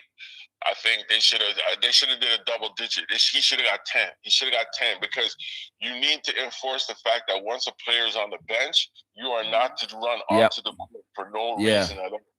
Right? Yeah. So I think he should have got double digits. The other guys' numbers seem pretty realistic, but Beef Stew should have got time to stew, if you know what I mean. You know what I'm saying? Well, we got to remember, these suspensions aren't just missing games; they're financially missing the pay for those games too. So there's a price that comes with each game, and it's according to what their salary is for how much they get paid per game. So Beef Stew's not just getting suspended for 7 games; he's losing 7 games of pay too. Yeah. So wait, so Paul George or whatever, his suspension, he's losing pay for all them games too? I don't know how it works with the HGH suspension. I don't know, but maybe he might be. That's a crazy hit to the pocket, yo. Yeah, but think about him and how much money he's been making. And well, he's been sitting a lot of these days to get this money for nothing, right? And your checks for free, Dire Straits. Yeah, there you go. This guy's trying to pull up Ben Simmons 2.0. Yeah. I mean, I don't know. Either way, I don't mind it. It's Philadelphia. All right. Second overtime. Are we doing that, or is the game over? Let's do it. This is all the right. second All right. This is cool. I like it. What's more of a problem to the league in your eyes? Tanking by seeing teams up and then just putting in the bench at the end and losing the game on purpose, or load management? What is more of a problem do you see? Although they're both sort of the same thing in a way. They're a little different. All right, let me take this apart and let me think about this. I think that the new strategy that Utah did recently is the more of a problem. I think that the NBA is managing the load management better than ever, and part of it is the rule about the All-Stars sitting out. I read something on Reddit just recently about a guy he's a father and he has a kid, and they love Luka, and they don't live anywhere near an NBA market. But for 3 years now, they've paid tickets to see Luka when he comes through in their closest NBA market. Every time, 3 times in a row, Luka has not played in that game. It's been 0 for 3, and they've spent tons of money on hotels and NBA tickets 3 times now in 3 years, and they've missed out on Luka every time. So this guy's just pissed off. He's like, the NBA sucks. I hate the NBA. My son wants to see Luka, but he never plays. I would say this, maybe your son needs a better favorite player. I'd say maybe you need to be a team fan instead of a player fan. You being so oriented just to see a freaking, one single player and he's not there. Well, that's your own damn fault, right? Yeah. So I don't know. In some ways I have sympathy and I understand this is an issue. But also at the same time, it's like, that's your own damn fault. You're going to invest so much money to come in there and do that just for a player. This is why we should be team fans, because it may be that your favorite player is not there. You should be a fan of their team then and go and see the rest of them. What is it? Fool me once, it's shame on you, but you fool me twice, it's shame on me. And yeah. The third time, come on, eventually it's like, You know, you gotta look at yourself. Yeah, sometimes. you're making these decisions, and okay, you're gonna get mad just because of this. And it's funny that it's Luka is the player that he's so mad about not showing up for games. You know, I mean, I get that in some ways, I get that, but also the same time, I'm like, well, I'm not a fan like you, so I would never have this happen to me. Is basically how I feel about it. So. Yeah. Sure. All right, man. But yeah, I think load management is getting managed better by the NBA because of that rule. And then the new stuff with Utah and what they're sitting all their best players for the fourth quarter to try and lose. This is a new innovation that the league has to take care of and make some rules about very soon. I could see that. All right, Seymour, any parting words as I say adieu to you for the day? I appreciate your call. I'll stay safe, stay Canadian. Yeah, it's another thing too. I was out here, I got a Canadian flag on my ride, and a dude pulled up next to me out here and said, "If you love Canada so much, why don't you move to it?" And I had to stop and think. I'm like, wait a minute, ain't I in Canada though? You like, are. I get you guys are trying to separate, but that was probably the most lowest IQ thing someone could actually say to me out here. Like, the separatist movement in Alberta is disgusting. It's messed up. Danielle Smith is a traitor to Canada. She's working with MAGA to take apart our country in a way that's absolutely traitorous, and she needs to be impeached and thrown out. The one thing I will say about Alberta is, white people need to stop acting like they own that land, because Indigenous people own that land. And it ain't for you to take and go say, hey, we're going sovereign. In fact, the tribal leaders of Alberta are one of the biggest defenses against separatism. As far as they're like, you guys can't make any of these rules or anything, because tribal leaders in some ways have a huge say over a lot of this stuff as Indigenous leaders and treaties have been signed. So in some ways, it's kind of a dog and pony show, but it's a rhetoric show, and they want to see the cracks. And if there's soft-minded people in your province, they'll fall in line and start doing stupid shit because of Danielle Smith and all this bullshit. But this is the thing. They need to realize that it's not as popular as it seems, and these people are going to lose because Alberta is going to stay Canada strong. There's enough people there that actually do love Canada and are a part of Canada, and it should not have any kind of weird separatist movement going on. If that shit wasn't going to happen in Quebec years ago, it's not going to happen in Alberta now. And they can try and do all this stuff. See, the thing is, MAGA world's on fire and burning down. It's obvious that the person that's sitting in the office of the White House right now is a pedophile rapist and murderer, and he's coming down very, very soon. And everybody who's associated with him is going to go down with him. And Danielle Smith hopefully will go down for crimes against Canada and our Canadian government will put her on trial, and hopefully she'll go to jail. Seriously, because she should. She should. She's taking money from a foreign country to try and interfere and make our sovereign country less safe and less strong. And she is a traitor to Canada. And that's just the damn truth. It's crazy, man. They throwing down out here. They're not putting on the media, but yeah, they throwing down out here like the Cowboys and it's going down out here. Well, this is the thing. I would say this. There's a peacocking of one side that's trying to show that they have more support than they do. They don't. They'll inflate it with bots. They'll have the most loudest, arrogant, craziest people making the biggest noise to make it seem like they have a lot of people, but they don't. Most normal people are quiet and just kind of sitting back and watching it. And if you ask most of the normal people in Alberta, they'll say, I'm not trying to join the United States and do this. I'm very happy being Canadian. And I think that any kind of votes that your province does and stuff like that will reflect this. So we got to understand there's a very loud, toxic minority of people that are so crazy in this MAGA world right now that they seem bigger than they are, but they aren't. And this is a whole reason why Donald Trump has asked the Gallup poll company to stop releasing his popularity polls because they are garbage. And they complied, but they did this in his first administration too, just so y'all know. In 2018, the Gallup poll stopped coming out for presidential popularity because Trump threatened them and told them not to do it, but they came back and started doing it again. Well, he's threatened them again, and they stopped doing it again. But it doesn't matter. You can be silently unpopular and not publicly known as being unpopular. Everybody knows you're unpopular. So, these are the last gasping efforts of a dying regime that is desperate to cover up all their tracks. And their thing that they're going to do is when they get the walls closing in closer, they may act out and be violent and do crazy shit like January 6th. You know, they have linkages that Trump gave money to the people that came and did that on January 6th. Now, the evidence is all there. There's so much of a case against him that when he crumbles, that man will go to jail finally if he doesn't die before that. So, yeah, that's great. Yeah, but keep your chin up and don't let the loud, ignorant dumbasses that may be in your face from time to time sway you to think that that's where you're going. I'm from Scarborough, man. Ain't near me out here. I'll tell you that. No, I'm just saying, as far as like, don't make them think that make you think that they're the majority. Don't let them make you think that, because they're the loudest assholes. Because most of the sane people don't want to say nothing, and they're just watching, and they have their opinions. And I'll tell you right now, those are good Canadians, most of them, and they are not about separating this country up into pieces. Seriously. Nice. So it's crazy that this shit is even happening. It's because it's the soft point where MAGA is trying to infiltrate Canada to fuck us up and try and soften us up to become a 51st state of the United States. And none of us should want that, because we can see what a train wreck their fucking country is and the way it's going with the bullshit, the totalitarian dictatorship bullshit. So yeah, Alberta, stay strong. Alberta, we love you. You are Canada.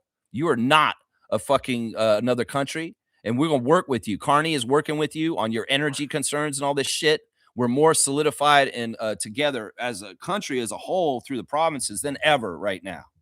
And Danielle Smith can be a little fucking bitch with her bullshit, but she's going to get hers in the end. Watch. Seriously. She will. She will. Well, yo, sorry to extend it to that's all right, man. Time on y'all, man. But yo, y'all have a great day. Stay strong. Keep it Canadian. Yeah, man. Stay blessed, yo. Yeah, man. And sure. All right. Thank you, Seymour, calling in. Let's go, Raptors. That's right. And speaking of keeping it Canadian, guys, today my Canadian product for you today is Bennett's apple cider. Bennett's apples and cider. This is a huge jug. Look at this, man. It's crazy. This is a company that is here in Ontario. Bennett's Apple and Cider has been doing this for 90 years. Preston experience. They select a delicious blend of fresh Ontario apples to create a premium taste that their customers have been enjoying for years. That's right. This company was started, it was started on a farm in a family operation by the brothers Todd and Richard Bennett, along with their wives, Carrie and Andrea, and their kids. They all got into it too, and it's all hands on deck. And I think that their farm is somewhere here in Ontario. It's near Burlington, I believe, or something like that. So yeah, y'all get the Canadian straight goods on Canadian Goods, Bennett's apple cider. And it's fantastic, man. I'm gonna have some right now. I'll show y'all a taste test. Sometimes you can heat it up and you can have hot apple cider.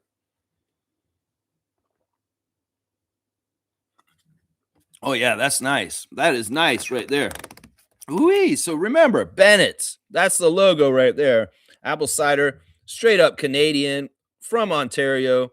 That's right. Keep it refrigerated. Product of Ontario. Good stuff. Yeah, there's your straight goods on Canadian Goods. Woo-wee. Woo-wee. Yeah, let's go. Let's see. Wayne's here. Good morning, Wayne. Good morning, Raptor Freaks. And Randolph's here, too. Good morning, Randolph. He's got his words of wisdom. Blessings, beloved Raptor Freaks family. God don't bless our mess, but with every mistake or wrong choice, he will make a way to escape and chance to get things right. There you go. I mean, that's why that sign's always in people's houses. Bless our mess, right? So you say that. I don't know. I would say that sometimes, and this is really philosophical, sometimes a mess isn't really a mess. It just seems like a mess, but it's a natural order of chaos involved in the middle of normalcy. That's something that you got to understand. Sometimes the chaos or the mess is actually natural, and it's actually part of God's plan, which is kind of crazy to think about. Blessings to the Phillips family and all the Raptor Freak families. That's right. Let's go. Reggie's here. Yeah, the result doesn't upset me. Detroit is at another level. In some ways, this should have been expected. Well, we were gearing up for it just in case. I mean, Brandon himself the day before said that, win or lose, we're going to learn something from them. We're going to learn something from them. Yeah, it's tough, man. Let's go ahead and look at the stars of the game. I got 3 stars of the game for the Raptors today. And my number 1 star is going to kind of shock you guys. It's Pirtle. I'm going to give the first star to Pirtle for last night because I was just happy he returned. And in some ways, there isn't really an outstanding performance out of all the Raptors last night that I really want to focus on. So I'll just focus on the return of Jakob Pirtle. 20 minutes for the Big Yak, 9 points on 4 of 7 shooting, 1 of 2 at the free throw line. 6 rebounds, and 1 turnover, a -2. So he had 9 points and 6 rebounds in 20 minutes coming back. He is not totally himself. He's a return to play. But, it was nice to see him get some putbacks. It was nice to see him play defensively and stop some people. It was nice to see him running up and down the court. And, he didn't look like he was not getting in the system with the players right after being away for an absence.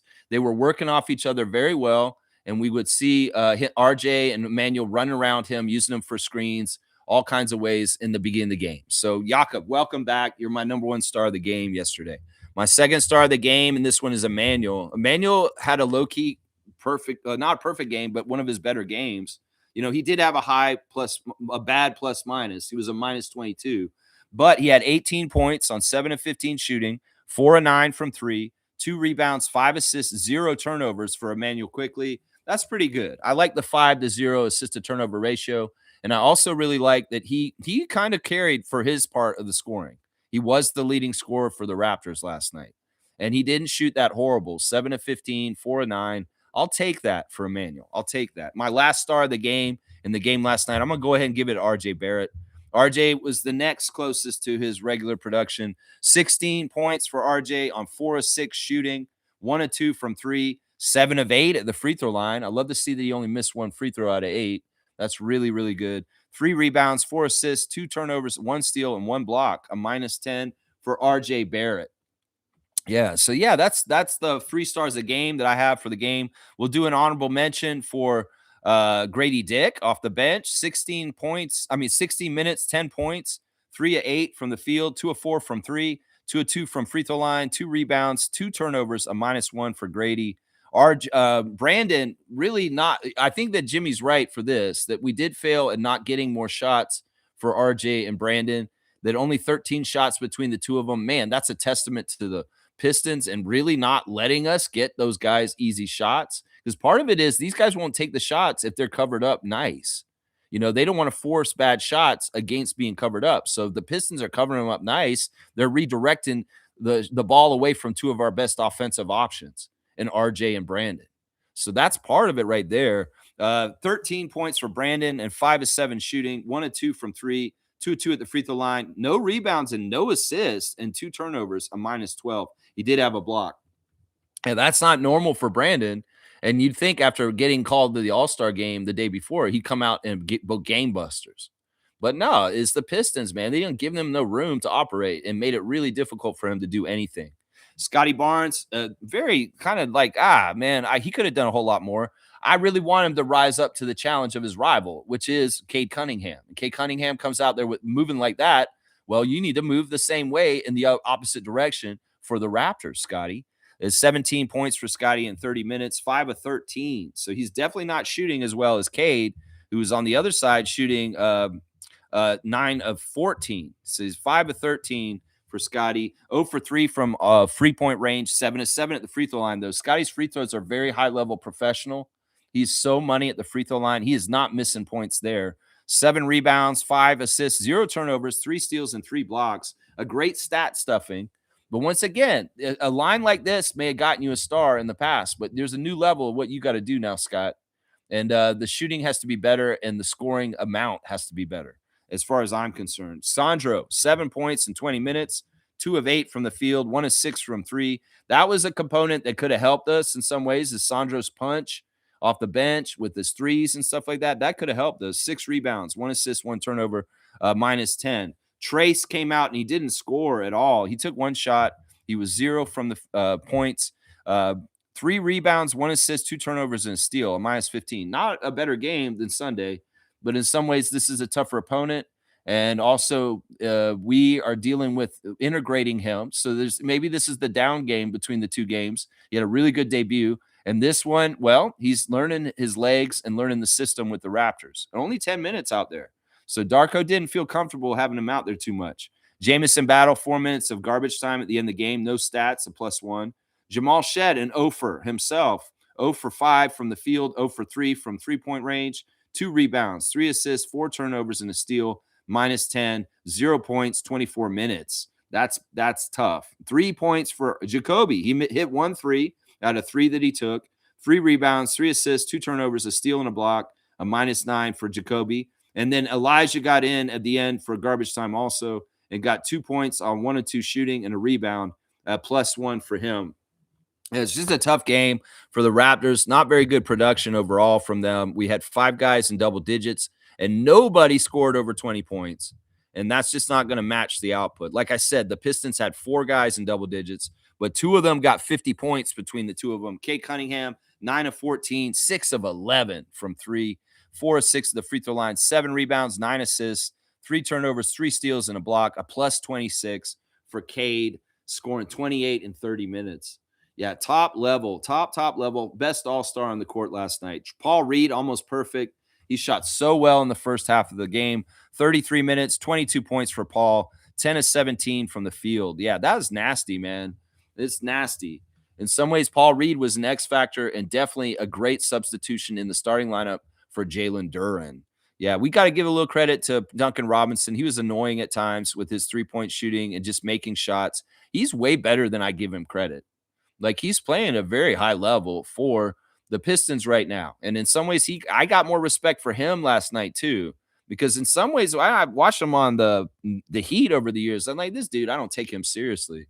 But seeing what he's doing for the Pistons and the way that they play and him fitting in and the part that he plays in the role there, man, Duncan Robinson on the down low was one of the best pickups last year to a team, and nobody's talking about it enough. In some ways, Tobias Harris still the solid vet that he's always been, and in some ways, he's an unsung hero for the Pistons because nobody realizes how much Tobias was helping the Sixers win in his career when he was on that team because he's just an all-around player, and in some ways, he's an afterthought. People don't talk about him. Well, he's still doing the same thing, and in some ways, the track record of Tobias Harris is I'm on winning teams because I'm like that. So, you got to give him some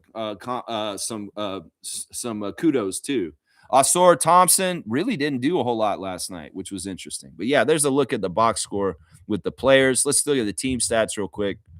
On the other side, they shot way better than us, 46% to 43%, and they manufactured 14 more field goal attempts. So yeah, that is just dominant. Made 9 more shots than us. 10 3-pointers for them. 14 3-pointers for them, only 10 for us. We shot 31% from 3. Free throws, they shot really bad at free throws, 68%. And we only missed 2 free throws. So good job, Raptors, at the line, at least. The rebounds, they out-rebounded us +12, which is a problem. They didn't even have Duren and Stu, and they still did that. Part of it is that we missed more, and they get more chances to rebound because of that. Assisted turnover ratio. This was really good for them. Or wait, no, it was really good for them and not as good for us. Actually, it was about the same. 24-16 for the Pistons, 24 assists, 16 turnovers. For the Raptors, 22-17. So that's way too close. Only 22 assists. That is showing that they really stifled our offense and got in the middle of it because we should be getting like 30 assists, right, guys? If we're really playing at our high level, we're getting 30 assists and we're getting fast break points. But we only got 22 assists, less than them, and we had close to 17 turnovers. That's a really bad assist to turnover ratio, and that says a lot about our offense being stifled. Yeah, fast break points, we only got 9 fast break points. So they were holding us up. They did a very good job. Points in the paint, 50-34 for the Pistons also. So they won on a lot of stats last night. 23 points was their largest lead. They won by 18. So, yeah, man, that's tough. It's tough looking at the box score, going over it. And let's give some kudos to the Detroit Pistons. Seriously, that's what we got to do right there. That's right. Let's see. Jimmy's saying the refs were trash, especially in the first. That third foul on Scott. That was a shaping call for sure. And in some ways, that sucks. I mean, Scotty was playing aggressive, and could be that Bickerstaff had some plans to try and get Scotty in foul trouble, maybe. I don't know. But yeah, 3 fouls on Scotty did hold him back. And that was part of the factor in why he didn't get to outplay Cade, is because he had to think about foul trouble, and he did get sat for periods of time because of it. Yeah, the refs helped them out, Mr. Quasimodo. That's just saying. Yeah, I mean, man, I want to think that Giammitas, because we had a good ref crew yesterday. These were good refs. I think that they in some ways, I could see what y'all are saying. I wish that they had better. Ashley's not nice to us. She's not. And the other ref, the third ref, he's not very nice to us either. But Giamidis is actually John Conley should be good to us. He should be good to us. I don't understand what he was doing yesterday. Let's see. Mr. Quasimodo's, this can't be argued though. Laugh out loud. Either way, I mean the Raptors can't blame they know they have to play through the refs to an extent. That's a part of all this. They have to play through the refs and they can't get all upset about them. Monique saying Raptors are having a watch party on Sunday for the All-Star game. Just don't know the time. Oh, that's cool. So I guess maybe the arena's open during the All-Star game and they're going to open up Scotiabank Arena and charge tickets for people to come down and watch the All-Star on Sunday. I'm sure that the time is the time of the game, and that would be around 6 or 7 Sunday afternoon. That's probably right. Nako's saying Cade's real good. Will Lou says we wouldn't win if Cade wasn't playing. I don't believe it, but Detroit is real good. So wait, William Lou is saying that we wouldn't win even if Cade was playing or not, that we would lose to them no matter what. Man, what a negative ninny. These guys, come on now. Why are you going to be like that, Will Lou? Why are you so depressed, man?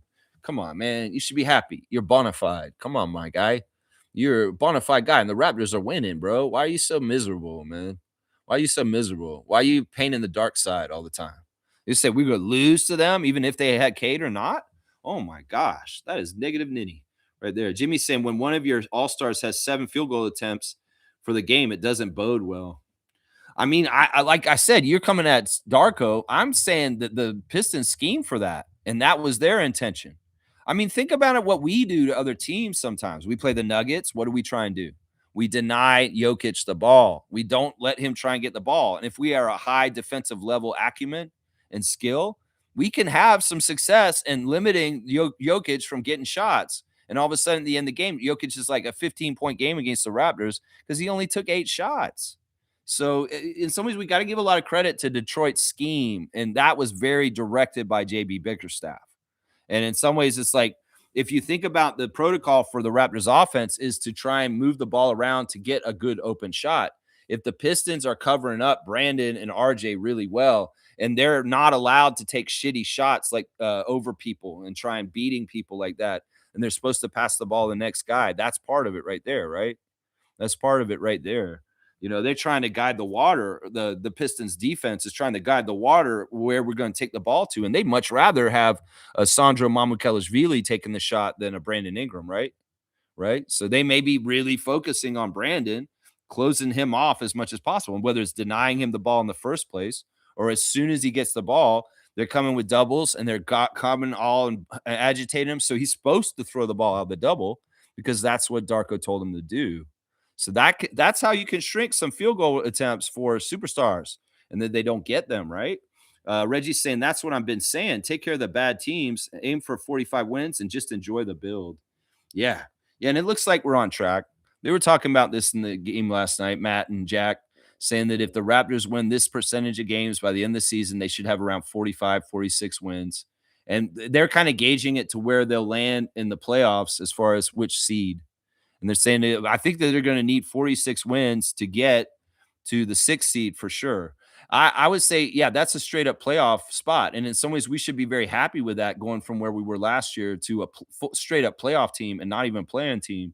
But I'm greedy. I still want to get home playoff advantage and be a top 4 team. And I think that's still very doable. I think that is very doable. I mean, Cleveland in some ways got a little bit more distance from us because we lost last night and they won. But I there's a lot of season to go still. And I'd like to see us still try and be top 4. I'd still like to see that. I mean, we're 5th still. We're in number 5 right now. And that's not that bad. Wayne's saying, hate to be that guy. My verbiage about physicality was emphasized all night by everyone. Jack, Sam, everyone. Any Raptor freak still yapping about referees, bad game, just not worthy to talk sports. Yeah, they are you know, this is the thing, man. I get what you're saying, and you want a tough team, and we are a tough team against a lot of opponents. But this team is a different kind of tough team. And in some ways, they showed us another level we need to try and get to. And we will. I believe we will. It's just that we got to learn. And we young guys, especially the bench guys, they got to feel that. They got to see what it takes to be in this league, to be the highest level of success. That's right. Danny's saying Yacht got destroyed by Paul Reed. Yeah. And that was early on. And, his mobility away from him, he's kind of drawing him out. He's taking a lot of short range, mid range stuff, and he was just hitting a lot of good high level stuff. So, yeah, kudos to Paul Reed, a longtime NBA player who's been kind of like uh, not getting a whole lot of time, but he's growing. And as a young player, he's gotten to a new level of consistency. That's good, man. That's good, man. Yeah. Yeah, let's see. Mr. Quasimodo is saying something not very nice to Wayne. I don't know. I don't know what that is about, but either way, let's be nice. UC saying this. Good morning, Raptor Freaks. Hang on, it jumped ahead. Let me make sure I don't miss this. Where did it go? Why did I miss that? All right, it's like a pink hands on it. Let me see where it is. Because the pink hand, I can see it. There it is. Good morning, Raptor Freaks. It's a tough pill to swallow that we're not as good as we want to be right now, but I believe we can get there sooner rather than later. It's just a reality check. And in some ways, it's good, especially for positive fans like us who can think pie in the sky and think we're just, oh, we're so this and that. No, in some ways, we need a reality check and see that this is where we're actually at. And this is what this was last night. You see, man, I can't believe you're going to be so excited to get to the game after the All-Star break. Those 2 games you're going to, oh my gosh, they're going to be fantastic. Mr. Quasimodo saying, if you have to throw insults at critiques, says a lot about your insecurities. Yeah, I won't say that. I don't think that's what he's saying. I think that what Wayne's trying to say is that he's been harping on this all season. And in some ways, there's been a little bit of like pushback on it. And he's just trying to say, well, this is what I've been trying to say. And there's evidence of it in last night. I don't think he's trying to direct this at anybody individually or personally. I think that it's just in general. This is kind of the way Sargent is. Like we've been interacting with him for a few years now. He's just a tough guy who has a certain way that he likes the things to be, and I admire him for it. Honestly, there's been times where his standards are absolutely right, and I stand with him on some of the stuff he says. But I listen, don't feel attacked, Quasimodo, because that could very well be at me. What he's saying is going to be, because I've come back at him about like, well, I feel like the Raptors are pretty good physically, and we've had discussions about whether Oshai is physical enough or not. And we disagreed, but Wayne is a good guy, and either way, he's not trying to attack anybody personally. Trust me, he's just a very gruff, tough guy. He's the sergeant at arms for our channel, and in some ways, that's part of his personality. That's it right there. Yeah, Smooth saying this: Sixers lost by almost 50 at home. Yeah, this was an interesting one because obviously they're below us, and I'm paying attention to them. But this was an interesting one, and it was, of course, it was another Atlantic Division team that did it to them, the Knicks. The Knicks doing it to them on their home court. That's embarrassing. Nick Nurse, you couldn't do a better job and take the Knicks out real quick? Well, either way, we're winning because one of them teams is going to lose. That's right. That's right. 138 to 89. That's crazy, Reggie. That's crazy stuff right there. That's crazy work, Nick Nurse, right there. Yeah, at least we didn't lose that bad, right? KT's here. Good morning to our dunk champion, 3-time dunk champion, Kareem Thomas.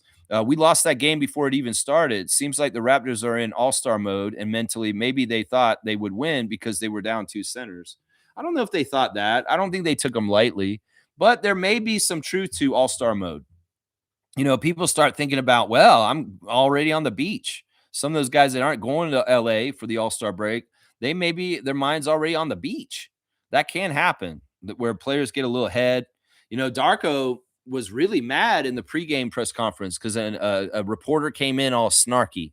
I don't know who it was. It was probably somebody like Lascaris or some bullshit like that.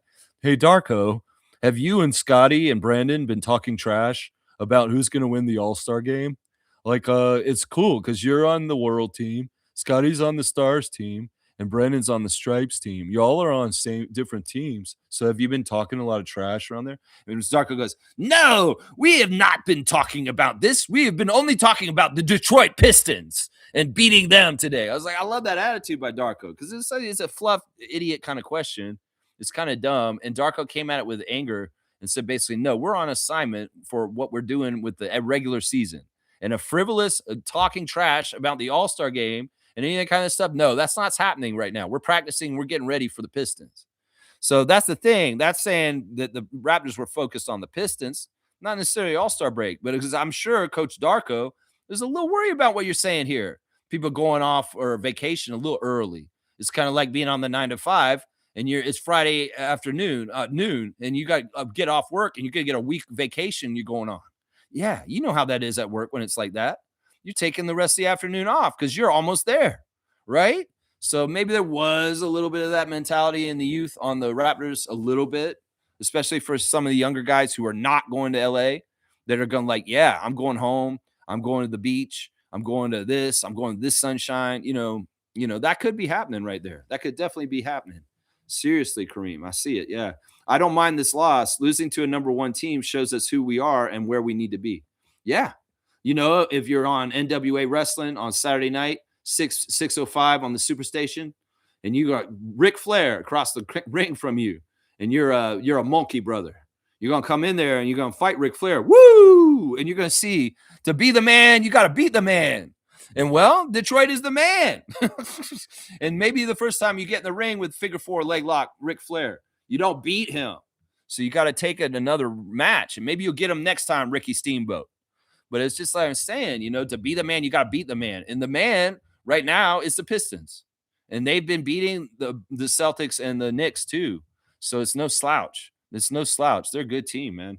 They're a good team. UC saying, with how B-Ball Paul played last night, I can see why Nick Nurse in Philly tried to mold him to a Pascal type of player. He hasn't been at that level, still a good player. Yeah, Paul Reed's always been a mystery to me. I've always thought he was very good and talented. I always thought that Philadelphia was holding him back. And it's nice to see him rise up and get a game like that last night on the Pistons. I feel weird because they didn't value him, just like Tobias Harris. And I felt like Reed and Harris were two of the best Sixers on their team when they were still on their team. So, well, you're idiots there, Daryl Morey in Philadelphia. Those two very good players are Pistons now. And they're on the number one team in the East. Yeah, Tobias Harris is very underrated, and he does not get enough credit for how good he is. And Paul Reed, man, he's been a project for a while, and it's very interesting to see where he's gotten to as of last night. Seriously, man, he's a very interesting player. Nameless is here. Good morning to the Italian plumber. So we've got our electrician and our plumber. The trade school is in effect. Let's go. That third foul on Scotty was a microcosm of the entire game. I love that. He's right. I love that. He's exactly right. Fiercely saying, good morning, fam, and happy Thursday. Yesterday was a good test and showed our flaws versus a team who's locked in defensively and keeps hitting threes. That's the deadly combo. We could be locked in on defense like them, but the problem is we don't hit threes like they do. And that is definitely an area where the Raptors can improve, and we will show huge strides. When our offense finally gets right, to go with our defense, man, we're going to win at another level. That is really kind of what's holding us up, is our jump shooting. Our outside shooting is garbage. And if we were a better outside shooting team, a lot of different things would be easier and we'd be doing different things better. One of the biggest tests last night in the game was the half-court offense. Playing half-court offense against their half-court defense really showed we are in trouble in half-court offense. If it's against the kind of teams like that in the playoffs, we're going to have to get way better at executing our half-court offense, because their half-court defense last night showed some real flaws in our half-court offense. For sure, man. For sure. Yeah, we get dogged in our own barn, man. Well, in some ways, this is a little bit of the yin to the yang. There were many years in recent years where we owned their arenas, Little Caesars Arena, and we jumped the border. People like Naco the Nacho going to Detroit games, and we'd kick their butt, and we used to call the Detroit arena, Toronto home arena B. So it's like, hey, listen, there's some evening out. The Pistons have beaten us consistently in matchups in the last year or so, and that sucks. So we got to get back on top, and, well, go to Detroit and beat them in their home arena this year before the season's over. How about that, Nameless? That's right. Jimmy saying we did not play our best. Got to come correct. That's right. That's right. If you're going to play the best, you got to beat the best. You got to be the best. And we didn't have our Ric Flair game, did we? No, we didn't. Fiercely saying, yeah, both Scotty and B.I. had 4 fouls early at some point. Yeah, they got the foul trouble. There was some foul trouble. Mr. Quasimodo saying, this is a fan, laugh out loud. That's a horrible tone to have for this loss. Then why say it with such disdain? Laugh out loud. We knew this was going to be nearly impossible. We just focus on the possibility. I didn't think it would be nearly impossible. I thought it was very possible. But, just the way the game played out, yeah, Detroit's very professional, and they're a good team. I got to give them credit, man. In some ways, it's not always about putting our team down. It's about giving credit to the other team sometimes, guys. Seymour saying, no, Smooth, you're right. It happens a lot here. You're right. It happens a lot here. What are you talking about? It happens a lot here. What is he talking about? I don't even know. Smooth saying, I had to point it out before I deleted my comment, man. I appreciate the acknowledgement. Yeah, I don't even know what you guys are talking about. It happens a lot here. What is it that he said? Must have been a while back. I don't know. He's retracted it. He's talking about Sixers losing. I don't know. Either way, I'm confused. I appreciate the acknowledgement by Seymour also. Wayne saying this, by some Raptor Freaks logic, we're supposed to win every game. And if we do not, it's the referees, the coach, or the weather. We're better than 3/4 of the teams in the league. Can't talk sports with them. Yeah, in some ways, Wayne's just sick of, he wants realness in the fan nation. I get this. I get what he's saying here, and I kind of stand with him on this. We're better than 3/4 of the league. It's just there's a part of the league that we're not better than yet. And also the whole idea that we have to win all 82 is unrealistic by a lot of Raptors fans. And if we do lose, they kind of go crazy and weird with coping and how they cope with the loss. And well, last night is no slouch, man. In some ways, we can say and hold our heads up high. We played against a very tough team, and well, we still managed to lose by less than 20. I mean, that's pretty good, right? That's pretty good. Mr. Quasimodo's laughing now. And Smooth saying that Detroit crew is serious. No showboating, no just business. Yeah. Yeah, they are. I think it's an extension of the coach and his attitude and the way he is. Kenny Atkinson's been an interesting change for Cleveland, but there is a swagger that's different in the Cavs since JB Bickerstaff was fired from there and sent out. The Cavs are different. In some ways, the Cavs are a little bit more nonchalant and a little bit more smooth and not as intense as they were when JB Bickerstaff was coaching them. And that intensity and that kind of stuff is with the Pistons now. Let's just put it that way. Isaac Campbell, good morning to the benevolent one. Holding it down in the nation's capital of Ottawa. Good to see you, Isaac. The small ball Raptors were powerless versus those NBA talent monsters. No single player would have saved, not even Bill Sabonis Murray. Sometimes you need to be patient and wait to get powers back up. NBA talent. Okay, that's what he's trying to say. I don't understand this. This is too much. What is Bill Murray in NBA? Is he in the Space Jam movie? He is, isn't he? That's why he's saying Bill Murray. That's right. Okay. Yeah, I don't know, man. I don't know. In some ways, they are a little bit monster-ish, the Detroit Pistons. Maybe, yeah, I could see that. Once again, bizarre comment from Isaac. I love it. Mr. Quasimodo is saying, look, guys, these are so-called diehard fans. Aha, what a joke. There's a reason why people hate on Toronto. Why glaze a team we lost to and talk shit about your own team?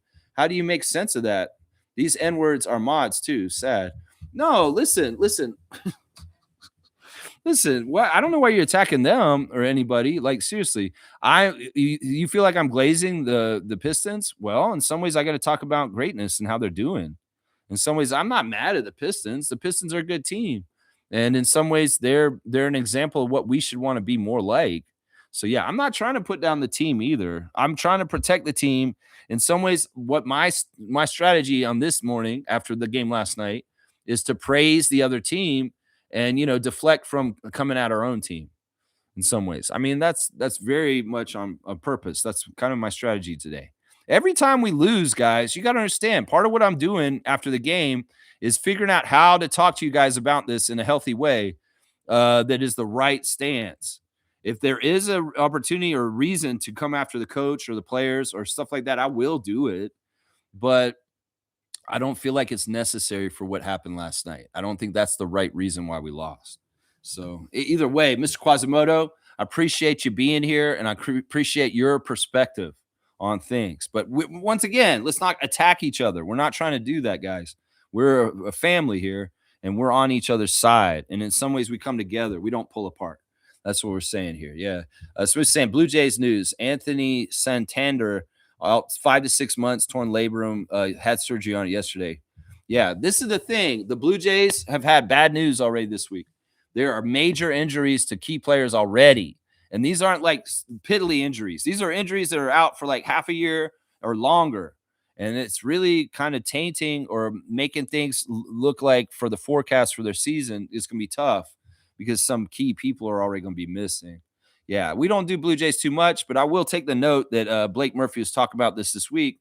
It's a bad start already for the Blue Jays season because there's some injuries already, Really, really bad. Yeah, Blackhawk saying what doesn't kill you makes you stronger. Is that the dragon? I like that. That's a dragon. So 2026 is a wash for them. Yeah. So you think this year's not going to be a good year for the Jays now? A wash for him, for that player. We'll have to see how the team does and bounces back. We got to build off the World Series appearance last year, right? Blue Jays. That's right. That's right. Mr. Quasimodo saying, I saw this team improve during the entirety of the game.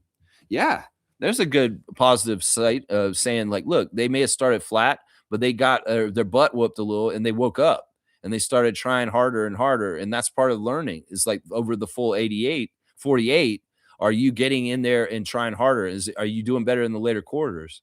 I mean, how did we do like as far as like scoring? We got beat by 10 in the first quarter. The second quarter, we got beat by 5. The third quarter, we got beat by 5. And then the fourth quarter, we beat them by 2. So we won the fourth quarter. So we kind of came back a little bit by the end of the game. Not much, though. Not much. Neil's saying we haven't hit our ceiling, so there's room to grow. Dust yourself off and get tough. Brandon Ingram has this whole other level he can go to. I'm telling you guys, I can see it. I didn't think that that was possible when he first came. In some ways, I was thinking, let's just get Brandon here healthy and as the way he already is. And we'll be having a great addition just from that. But no, Brandon's a student. And like Darko said in his press conference yesterday, when a player stops growing as a player, their career is over. You have to be striving to continue to develop and go better and better in your career. Because once you stop and you kind of just sit there and say, I'm who I am and I'm just going to be this, in some ways you stagnate. And in some ways you hurt your NBA career. You hurt your team that you play for. And you're going to maybe probably find your way out the league unless you're a supreme talent that can just coast and be like that for the rest of your career. But Brandon's not like that. He could be a supreme talent and just coast on the level he's already achieved, but he can vision a whole other evolution of him to the next level, and he's going for it. So think about it that way. Think about it that way. Brandon evolves himself to another whole level than he's ever been in his NBA career. That could be very powerful. And Scotty Barnes is definitely doing that in his own path himself, too. So that's a big part of it right there. Nako's saying dunk for Isaac. He came to slam. Welcome to the jam. All right. You're a fan of the Space Jam, so you're gonna go ahead and throw a lob to Isaac. Okay, we'll do that. Isaac Campbell, you're getting benevolence from Nako the Nacho this morning. You got that Morris Peterson Iron Man 24 right now. You got that Iron Man 24. Look at that. Trevor J saying this. Alex Sarr suffered right hamstring injury and will miss 2 weeks. Okay, that's Wizards news, not Raptors news. Okay, Isaac saying, everybody get up. It's time to slam now. Nako got a real jam going down. Okay, guys. You guys are all space jamming it up right now. I get it. G saying this. Great test. We lack the physicality, and the game is a wake-up call for our players. I hope they take what they learned and play even harder against each other in scrimmages, one step at a time. Didn't the Pistons lose like 20 in a row last year? They took their lows and turned it around. We are on the right track. Yeah. I think it wasn't last year. It was the year before when we traded OG. Remember, they were on that crazy losing streak where they had lost like 23 in a row. They were going towards an NBA record for futility. And we traded OG that day and then broke their record and they beat us that day. And then we've lost to them ever since, I think. I don't think we've beaten them since that game when we traded OG. So we owe the Pistons. We definitely owe the Pistons. We need to beat their ass, man. Seriously. Yeah, definitely a wake-up call. Definitely, Neil. That's right. Paul George, 25 games out till March. Yep, HGH. Nako saying they had that long losing streak 2 years ago. That's right. It was 2 years ago. That's right. 2-year turnaround. Raps are ahead of schedule, in my opinion, for sure. And I know it was more than 2 years. It was years and years of lows, but that streak may have been their lowest point. 2 years later is a different story. That's right. And if you do things right and you grow and your front office does good things, your coach is in a good place, you're developing, your players get better, you can have a turnaround like the Pistons. And that's what we're going for. We want to be like that too. Isaac saying Oklahoma City lost 14 games in a row in 2021. There you go. And look at where they're at now. That's right. Fiercey's loving the Seymour call. I like that. Kaloy saying Detroit is legit. I would have loved to see Scott assert himself, but those early fouls took him out of the game. Yeah, and that could have been by design to an extent. I don't think that the NBA was trying to make us lose to the Pistons. I think in some ways, the NBA might have wanted the Pistons to lose more. Like we found out yesterday, Jalen Duren's been withdrawn from the dunk contest. I think that that's because that's part of a punishment for his role in the fight on Monday, that he may only got 3 games suspension, plus you're not in the dunk contest all of a sudden. Because I think that they didn't want him involved in the dunk contest because of his being in the middle of that fracas on Monday night. So yeah, he's withdrawn from it. They've replaced him with Jace Richardson, the son of Jason Richardson, who plays for the Magic, and he will be in the dunk contest instead. So yeah, they took him out. I think that's a punishment, guys. I don't think that he chose to do that. I think that Adam Silver said, because you got in this fight on Monday, you're not in the dunk contest anymore. So it's very, very interesting. Let's see. Fiercely saying, support my team no matter what. Last year, our record was almost the opposite. So I'm grateful and happy our hard work translates to a representation at the All-Star game. Yeah. We'll be talking about this all weekend. The Raptors representation is fantastic. All over the place. All over the place. We got Raptors people. It's fantastic. Fiercely saying, some people dumping on Big Yak, but on many instances, his presence was disruptive and created offensive stops from Detroit. He's coming back slowly but surely.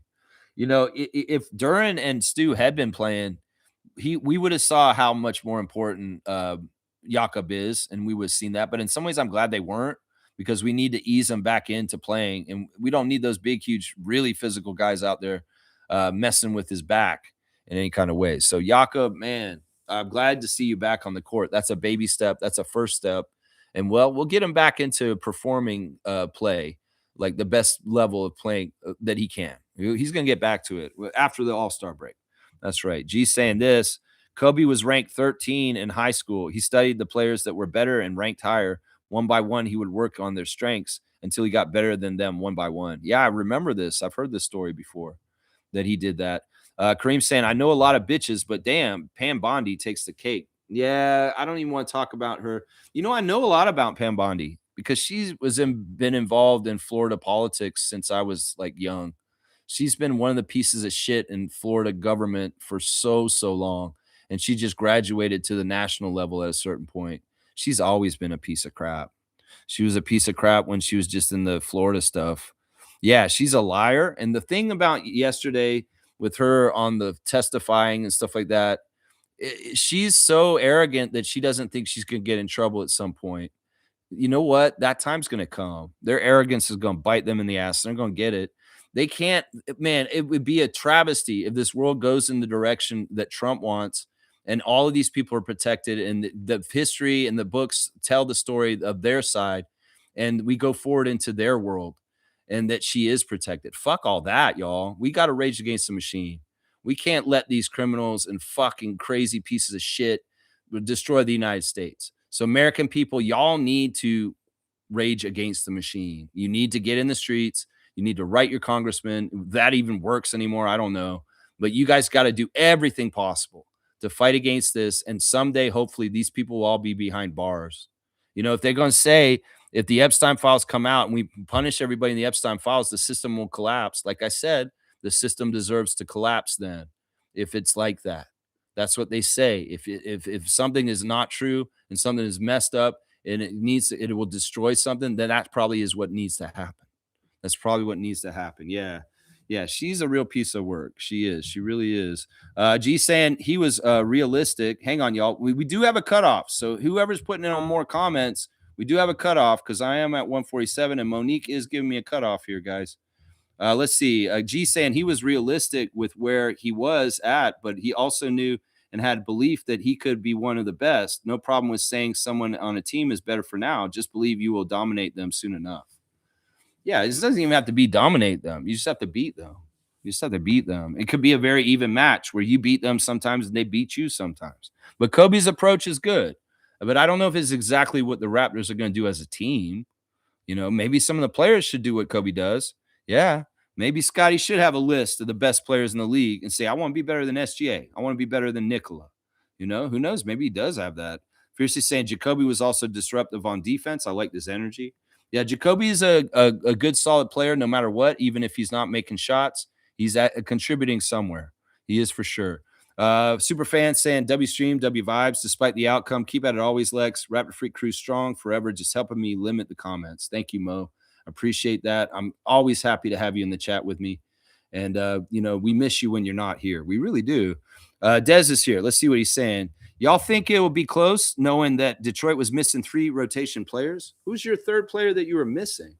You were only missing 2. Who's the third player you were missing? I don't even know. But either way, we're learning, and you can go ahead and be like this, Detroit. It's bad for you guys down the road. You get cocky like this. Go ahead, Dez. Get cocky. Thank you for the subscription. I'll say that. But yeah, you get cocky. I'm hoping we'll beat you in one of the last 2 games that we play you guys before the end of the season, because we're work in progress. And maybe you caught us on a weird day, and maybe y'all were on a real upswing. And who knows? Get cocky. Go ahead.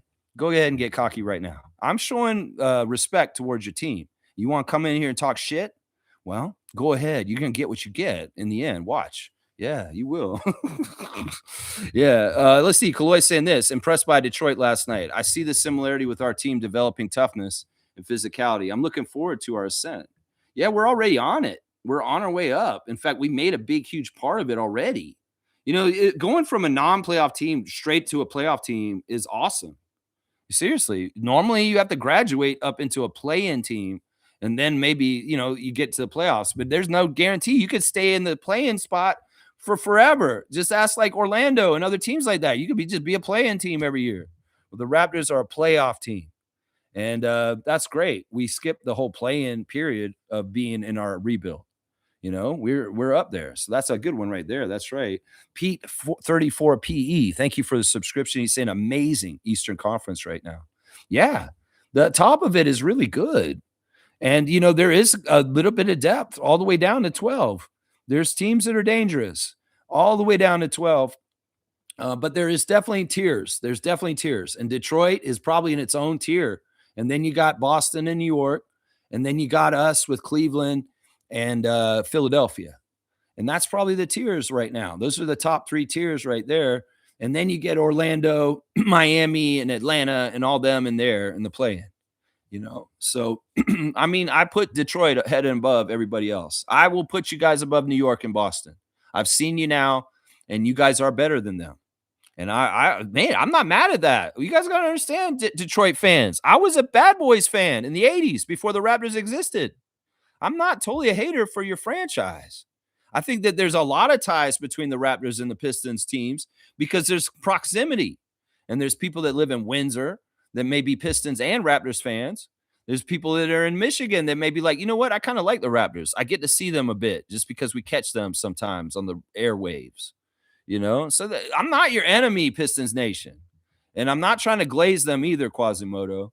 I'm just giving respect to a team that's the number 1 team in the Eastern Conference. And I don't see them as a rival, like I hate the Celtics and the Knicks and the Sixers. They're not in our division. And in some ways, I can respect their greatness apart from everything. You know what I'm saying? So Pistons fans, don't come at me, man. I'll give you all due respect and say, yeah, Kate Cunningham's good, man. Kate Cunningham's good, man. Yeah, Shaq Lindsay's saying this. Pistons do a really good job in drafting, with the exception of Scotty, Colin Murray-Boyles, and maybe Jacoby on a roster. I think Bobby may have looked at better options to support Scotty. When I look at the Pistons, they build a team around Cade having defense and offense. Listen, some of it is that our guys are still in development and they haven't hit their main strides yet. I mean, I don't know if you're trying to say that the only good picks we've ever gotten are Scotty, Colin, and Jacoby. That's not right. That's not right. Shed's a good one. And we've got other ones. Grady's still a reclamation. We can see what happens with Grady still. Don't give up on Grady completely, even though at times I've been pissed off at him so much this year. Don't give up on Grady still. Seriously. Kaloy saying the Cade core started clicking last year, and they added bench pieces that are experienced. Our bench is still developing, and there is a difference. We will get there with time. Yeah, we're in a mode where we have a lot of young guys, and in some ways, we're going to figure out our bench more and more. I love our starters. I think our starting lineup and the main guys that we got are fantastic. I think people that want to trade some of our starters to get other people, they're wrong. I think that we move guys in and out of our bench and figure out what the right pieces are. In some ways, if these guys that are supposed to be our shooters, Dick and Battle, are not hitting their threes, well, we ship them out and we get guys that will hit their threes, because that is a big, huge Achilles heel for our team right now, is that we don't have enough good shooters on our team. And if we have guys on our team that are advertised as shooters and they're not getting good shooters, well, you switch them out and you get the people that will be good shooters. And that improves your team right there. That's an instant. It's like changing a dead light bulb and putting in a new light bulb that'll turn on again. So I feel like that's the level of what we should do to try and improve our team. Add more size and get maybe tinker with some of the role players off the bench in the rotation. And boom, all of a sudden we got a fantastic team. And it's more at the level of the Pistons, is what I'm saying. Yeah. Shaq Lindsay's saying, I would love to see BI play off the ball more. Holding on to it allows him to get double team more often. They're trying to do this, and they're making concerted effort to have him off the ball more. They are trying to do this. So there is a book on tanking. The Pistons ace it. Great team. If there's a book on tanking, I don't think that they did that on purpose. I think that they just got their ass beat a lot. And it's just like a switch. It's like a switch where you finally get it clicking and figuring out, and boom, all of a sudden it's paying off really well. I don't think that the Pistons tanked on purpose, man. I mean, I know you guys are always big on, no, these teams are doing this on purpose. They were really bad a couple years ago. They were really, really good. Bad, like really good at being bad, I guess. Shaq Lindsay saying, can Dick turn into a Duncan? I would love that. Yeah, I don't know. In some ways, Grady's going to be a Grady, and we got to figure out what a Grady is. In some ways, it's not comparing him to Tyler Hero or anybody. It's just Grady's got to be Grady, and we'll just see who he becomes. Yeah, you're laughing at Shaq. Smooth saying Jaren Jackson to miss the remainder of the season, knee surgery. That sounds like a convenient thing for the Jazz and what they're trying to stockpile and come back with and slingshot into next year. This seems to be a case with a lot of teams, whether it's Zubac with the Pacers and other teams, is these guys are going to be out for the rest of the year and not going to be around for just like we kind of did with Brandon. Maybe there's a little bit of copycatting of the Brandon Ingram uptick that we got this year. Get somebody at the trade deadline that's not healthy, and they won't play for you for the rest of the year. Your team will suffer in record. You'll get a better draft pick, and then you get those players to come back healthy the next year, and you see a jump in the standings. I think this is kind of what these teams are doing, and they may have seen what happened with Toronto this year, and they're like, wow, that may be how they did it. They had Brandon last year. They traded him for last year, and they kind of got something ahead of time, and then they're paying it off later while they didn't do as well with their record and got a good draft pick too. I could see that. Jazz, Pacers doing that kind of shit. Is that real or scripted by Ainge? I don't know. To remove a growth on the knee. Well, JJJ may be like, I'm not in a big hurry to get on the Jazz right now either. I don't know. That's such a weird trade. I still think that him being on the Jazz is weird. Very, very weird. Let's see. Jazz trying to lose for sure. All right, we got a call. It's going to be the Infamous Six, guys. Good morning, Infamous. How are you, sir? Good morning, Lex. How are you doing today? I'm all right, man. I'm just about at 2 hours, but I don't mind going a little bit over time to get you in here. Oh, my apologies. No, it's all right. It's all right. Let's go ahead and do this. Yeah, Infamous Six. Let's get the meat and potatoes. Let's get down to the meat and potatoes, man. Let's get cooking. All right, let's put the meal on the table. My observations from last night. Have you ever seen the movie Avengers? Yeah, the first one. No, like the last one. The last one, Avengers Endgame, I think it's called. The last no, Avengers. I didn't. I watched the first one. I'm not a big Marvel movie guy. I don't watch all that. There's so many of these stupid movies. I didn't get into them. I don't watch them. I play their video games, and I've read the comics, but I haven't seen all the movies. So I don't know. You can go ahead and make the analogy, even if I don't know. The analogy is basically this. In the Avengers game, they went up against the character Thanos. It's Ultron, right? No, not Ultron. No, Thanos. No, Thanos, right? With the Infinity Stones, right? Right. So going up against Thanos, they were super. They're like, hey, you know what? This Thanos thing. They were warned about Thanos, but they're like, hey, we can handle him. Right? We can handle Thanos. We've handled so many things in the past. We're in the right direction. We're going.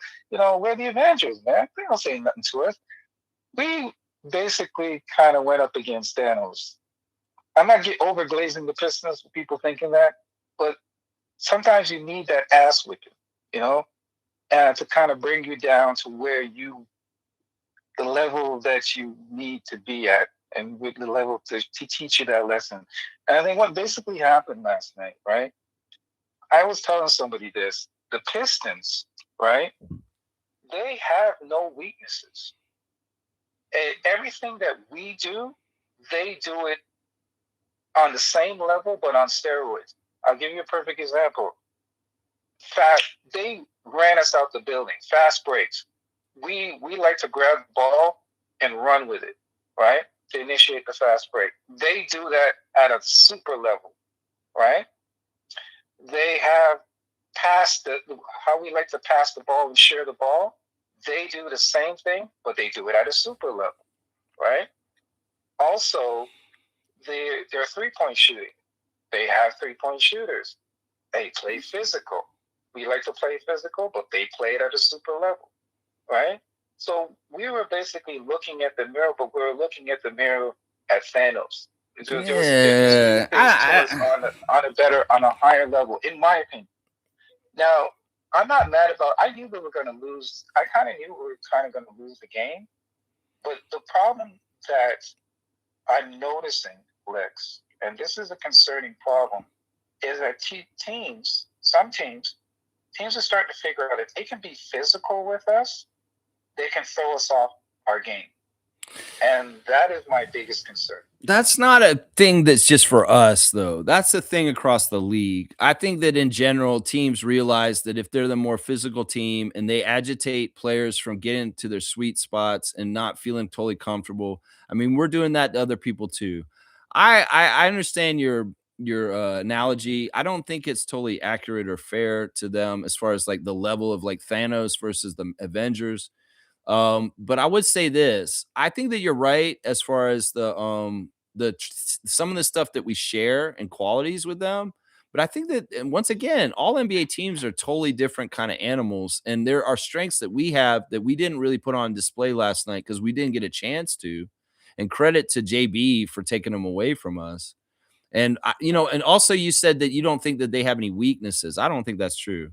I think that we just didn't capitalize or notice the weaknesses and go at them in the right way. And I'll bet you the next time we play the Pistons, Darko will have a better game plan for how to play them, and we will see better results because of understanding them a little bit better than we did last night. So I don't want to paint it like. Let me challenge you. Okay, go ahead. What is their weaknesses then? Go ahead, tell me. Well, Darko and Jakob said after the game that when they watched the tape, that Jakob himself specifically said they were defensive spots and places and cracks in their defense that we could have utilized that we didn't, and that they recognized them as the game went on. And it's just getting organized and coming with a pointed strategy in the beginning of the game to go at them, And I think that it's just kind of like maybe their spacing and maybe where we attack with going down lanes. And the other thing is, like, if it becomes a half court game, it is so important for you to hit open shots. And it's also really important for because that whole thing where it'll unravel if you like have bad defense and all of a sudden they're running down the court and dunking it. They're feeling good feelings. There's a lot of stuff like if we have good defense or we're making our shots, they help each other. They're like symbiotic. Like if we have good defense, we'll more likely to make better shots. But if we're making better shots, we'll have better defense too. So it's like they both lead to each other. So if one of them's off, we made shots. They made better shots. They made tough shots too. Like we were guarding them really well. Cade was at a high level and making points in certain ways that were at a high level. And that's the thing. This is a good thing you could say. We weren't on the same like intensity level, like maybe with Scott and Brandon and RJ as Cade was as coming at us with the intensity. Right. That's what I was saying. Yeah. People who were thinking that we did because they lost Duran and because they lost Stewart, that they were going to come into this game and maybe be overwhelmed by Raptors. Think again. You know why? Because there was a game earlier this season, right? Because I watched the game. Because I watch other games. There was a game early this season. They pretty much lost all their starting lineup and paid half of their bench and still won that game. And this is what I talk about when it comes to mentality. Yeah. They could have easily came into this game as close to all-star it's break, next man up. And it's right. a testament to JB Bickerstaff. It's JB Bickerstaff sets the tone. He has a program there. He has an identity for the team. And in some ways, like it says, like it doesn't matter who's out there if it's that mentality and that team identity is upheld with the staff that is there, then it shows up that way. And that's part of what you're describing here. And in some ways we've done that too, where we've been missing people and we've held our identity still with the absence of certain key players too. I mean, I don't agree with you saying that you thought we were going to lose at the beginning of the game. I don't agree with that. I thought we had a good chance to win this game. I knew that there was a good chance we could lose it too, though. But I wasn't defeatist in saying, "Oh, I'm pretty sure the Raptors are going to lose to Detroit tonight."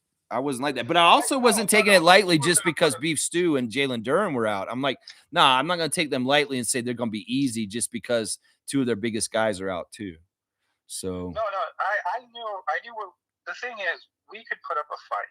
We can always put up a fight against the team, right? And that's what I thought we're gonna put up a fight. But I think when it comes down to the meat and potatoes, because Lex, I know you disagree with me, but it's not really disagreeing. It's just maybe just a slight shade difference of like I really saw we could have beat them last night. We could have beat them if we come in the right way, but it's a testament to their team and JB Bickerstaff.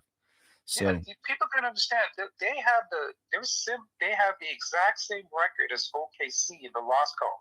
They both have 13 losses. And they're very close in the win columns as well. I think they're only off by 2 or 3. Yeah. This is a complete team. I know you're saying that I say it's mentality and physicality, and we don't match them physically. Grady Dick is not there physically. Jacoby, and it's not their fault. I'm not putting blame on them. There's still levels that we need to grow at. Jacoby Walters, not there physically. So they out physical us, and they had the different mentality. Yeah, you know what? I'm not with this phone call today. I'm sorry. In some ways, I want to finish up the stream, and in some ways, as Quasimodo said earlier, I don't want to overly glaze the Pistons, and I don't want to overly say we're just not this and we're not that compared to them. So in some ways, I'm sorry, Infamous. I want to continue with the stream, and I don't feel like we're adding anything new right now. No, well, I'm going to say this. I'll say this to end it. Okay, cool. The good part about this is that we faced them again. Yeah. So just like the Vengeance and Yang game, they got their butts kicked with the first time they met Thanos, but they were able to regroup, come up with a game plan, and go up against them again. So the good part about this, like I said, is that let's see if Darko can initiate a game plan to try to see if we can handle. And if we play close and we don't beat them next time, that's okay, because they're on a different tier and a different level. We just want to make progress. We want to make progress. If we, I would be happy if we get them once this year, but if we can beat them both times when we still play them, that's fantastic, because we win the season series against them, because it's only a 3-game series. We'll play them 2 more times. And, I just want to get them at least once. I want to beat every team in the league at least once this year. And New York and Boston still got to be beaten too. So right. And people got to understand this. We are ahead of schedule. Yep. That's the other thing. Yeah. That's a good thing. Yep. The good thing is we are ahead of schedule. We were supposed to be a playing team according to all the prognostics. Some people weren't even saying we're in the play-in. Some people were saying we're one bottom 5 in the East. We're not. We're a playoff team. Yeah, I know. But that's what they were saying last summer. They were saying, the Raptors won't even make the play-in. Some people were saying that. Yeah. So no. We are actually ahead of schedule. We're going through a rebuild. Like I said, we and you discussed it a while back. Mm-hmm. I said progress to me. People got to define in their own self what they believe is progress for this team. My progress, and I think I don't agree with that, because none of us care. It matters. I don't care what my progress is for the team or yours. No disrespect, or anybody's. I care about what Darko's progress for the team is. I care about what Scotty's progress for the team is. My assumption of what they're progressing and stuff like that, in some ways it may be fair or not totally fair, but it doesn't matter, because I'm just a fan. I'm just watching.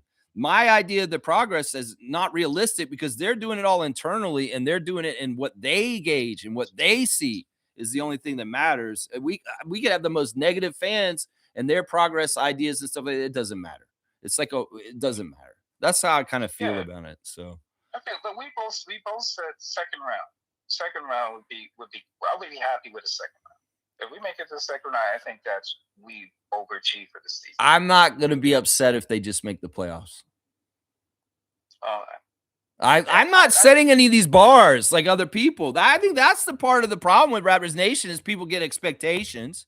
And this whole entire season, Darko said over and over again, I don't have any expectations for this year. I'm not setting any kind of things. We have to do this or it's not a successful year. And I don't want Raptors fans to do this either. Because we weren't even in the playoffs for 3 years. If we make the playoffs this year, that is a progress right there. And even if we lose in the first round with home court advantage, I'm not going to say that's a failure because this season is a win no matter what if we make the playoffs. Yeah, but Lex, they set that expectation, Lex. No, they don't. At the beginning of the season, they don't. Darko, yeah, the players said we're going to be in the playoffs. The players said that, but Darko said it's an open canvas, and I'm not putting that pressure on them. In some ways, it's different philosophies. In some ways, these guys, I get what you're saying. That Brandon said we're going to be in the playoffs. And they expect that, but that's fine. But I'm just saying, beyond that, when fans start saying, oh, if they don't get past the first round, oh, if they don't this, that's all fan bullshit. Darko, as the leader of the team, says, I'm not putting this pressure on them because we're work in progress. And in some ways, even if I said right now, even though we're doing so well, yeah, we're going to get the second round. I'm not doing that. They're not doing this shit. It's basically we're going to continue to play as a team through the season and try and get better. And we'll see where we're at that time. And even if we fail spectacularly in the first round, get swept or some crazy shit like that, knock on wood, it won't happen. Knock on wood. Yeah. In some ways, we're going to take what we've done and we're going to learn from it and go forward. Anyway, I want to just finish it up. If you have one last other thing, totally different, I'll hear it. But in some ways, I really want to get off the stream. Okay, no problem. I just want to say I'm looking forward to the All-Star break. This is a time for the players to recharge their batteries. They need it. And we can come back and fight again. Yeah. It'll be exciting to see them play against Chicago in Chicago on the Wednesday after the All-Star break. And hopefully, Yaka will continue to be back. It won't be anything weird like where all of a sudden he's appearing on the injury list again. And Colin too. And we'll go with a full complement into the next part of the season, the last third of the season, and hopefully have a lot more success and go through the schedule. Because a lot of our schedule is jammed up in November, December, and January. A lot of games, and we have more wide open, like more days off in between games going in the last part of the season. So that's good. That's good. Yeah. And to touch on one more thing, sure. Colin would have really made a difference last night. I think he could have helped. Yeah. I think that's very, very true. Yeah, because he's that kind of player that kind of, he has a great addition of physicality for us, for sure. And Yak is coming off and people got to be a little bit softer on Yak. Yak is just coming off an injury. You can't expect him to be, anybody who's judging anything about Jakob in his first game back after being out for 2 months, it's silly. It's crazy. It's casual stuff. And in some ways, look, it would have been, like I said earlier, it would have been better if he came back in the Pacers game because it was a little bit easier of opponent. But it didn't happen that way. And he got thrown in the fire against the top team in the East. And in some ways, maybe he's going to look a little bad just in juxtaposition. So absolutely. Either way, Infamous, I appreciate your call. I hope you have a fantastic rest of the day. And I'm sure I'll catch up with you soon enough, either on the show or other times, man. Only the best, man. Blessings. All right. Blessings. Yeah, man. All right. Infamous 6 on the stream. In some ways, it's like I get what he's saying. In some ways, we got to really respect this other team and make sure that, we give them their due respect. But also, in some points, we kind of gone over it already. And in some ways, I just don't want to beat a dead horse for just extra time in some ways. So, yeah, let me see what else you guys are saying. Because I do still have some chat to do. I guess I see Reggie saying Jazz are trying to lose for sure. Slugged Easy saying the way Cade was swishing those threes on us so effortlessly was different. Wow, there are levels to this. Yeah, I can get behind what Slugged Easy saying there. He probably has Osgood Schlatter on his knee. I mean, I don't even know what that means. Let's see. Isaac with the cutoff. Cool Cat's here. Good morning, Cool Cat. She's been showing up later. I guess it's just something changed with her work We don't see her right away, but she shows up in about 2 hours in.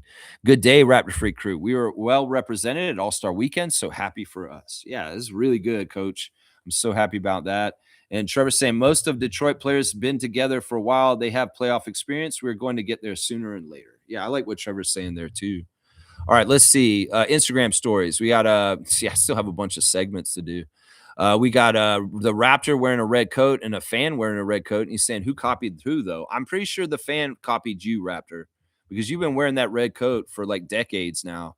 So that fan definitely copied you, my guy. I'm pretty sure that's what it is. Colin Murray-Boyles coming in the game yesterday. You can see the thing on his thumb. So he is really hurt. AJ Lawson with his stats. He's going to the All-Star weekend. I love it. You know, these guys are playing today. I've totally been sleeping on this. I have the preview for the 905 versus the Cleveland Charge, game number 2 tonight in Cleveland. The Raptors and the Cleveland Charge are tied, Raptors 905, and whoever wins this game will go into second place in the Eastern standings in the G League. So this is a very important G League game tonight. Cleveland Charge versus Raptors 905, 7 p.m. start on YouTube. Y'all check it out. The referees are Ian McClenny is the head ref, number 59. Tyler Merkovich is the referee, and the umpire is Rachel Wood, number 44. Tyler Merkovich, of course, reffed the last game in Cleveland. So he's a holdover, and he'll be reffing this game too. So, yeah, we need to beat the Charge today because we owe them. It was interesting that Elijah Martin was on the Raptors team last night and showed up in Toronto. Maybe he'll be back in Cleveland to play today. And that'll mean something like not a back-to-back, but 3 nights in a row that Elijah's played NBA games going into the All-Star weekend. Maybe he's not going because he's got All-Star or something. I don't know. But Jonathan Mobo and AJ Lawson should be in Cleveland today to help the 905 and Andrew Jones. So, yeah, that game's coming up tonight. So check it out. Let's see. Toronto Tempo, where Teresa Resch was at a TMU game against a U of T. So that's pretty cool. Women's basketball. Very, very cool. They were Sandra was rocking the new Toronto Tempo Explorer 26 jersey on the way into the Raptors game last night. And the Tempo are very happy to see Sandro supporting the WNBA Toronto team, wearing it and putting it on blast. It's a nice jersey. It looks good on Sandro coming in. Yeah, very, very cool. Let's see what else we got. Jamal McGlure with Gillette, doing something with Gillette. I'm not sure what that is. Toronto Tempo celebrating a lady named Leslie States for Black History Month Spotlight. She's the founder of Maritime Elite Girls Basketball Academy. Very, very cool. Fred VanVleet did the broadcast for the Rockets recently. He also did a podcast, which this is so goofy. Fred VanVleet is on the latest Jeff Teague podcast. And I feel like it's like a smart guy slumming with the dumb people. And he's in there, and Jeff Teague is asking him some of the dumbest questions, man, in the segment that I saw. So you guys want to see a Fred VanVleet interview on the Jeff Teague podcast, go check it out. It seems like, I mean, Fred, what are you doing there, man? It's not like this is a very highbrow conversation dealing with Jeff Teague and his idiocy. Some of the stuff he says is so dumb, man. And he does say some ignorant things to him about Toronto and our championship in this interview. I didn't watch it yet, but just in the teaser, I can see that Jeff Teague does not respect the Raptors championship. And by proxy, he doesn't respect Fred VanVleet totally either, which is kind of bullshit. Eugenio Maroi celebrating AJ Lawson going to the All-Star weekend. Wubbs has got this really cool post, Jacoby Walter, of all these people walking around the street, and it says all these things about these people that you don't understand is going on, like filing for divorce, waiting for a biopsy results, putting their dog down, taking care of a sick parent, starting chemo today, got laid off yesterday. Yeah, this is the thing. We don't know the battles that strangers in the street are going through at times. And when some ways, let's go through this world in grace and empathy and sympathy and looking out for each other, because we don't know the battles that people are silently battling behind the scenes. And I think that's what this message Jacoby is saying when he posted this. There was a similar sentiment in another Raptors post too on here. Let's see what else we got in the Instagram stories. Chris Boucher posted it actually, saying everyone's fighting a battle you know nothing about.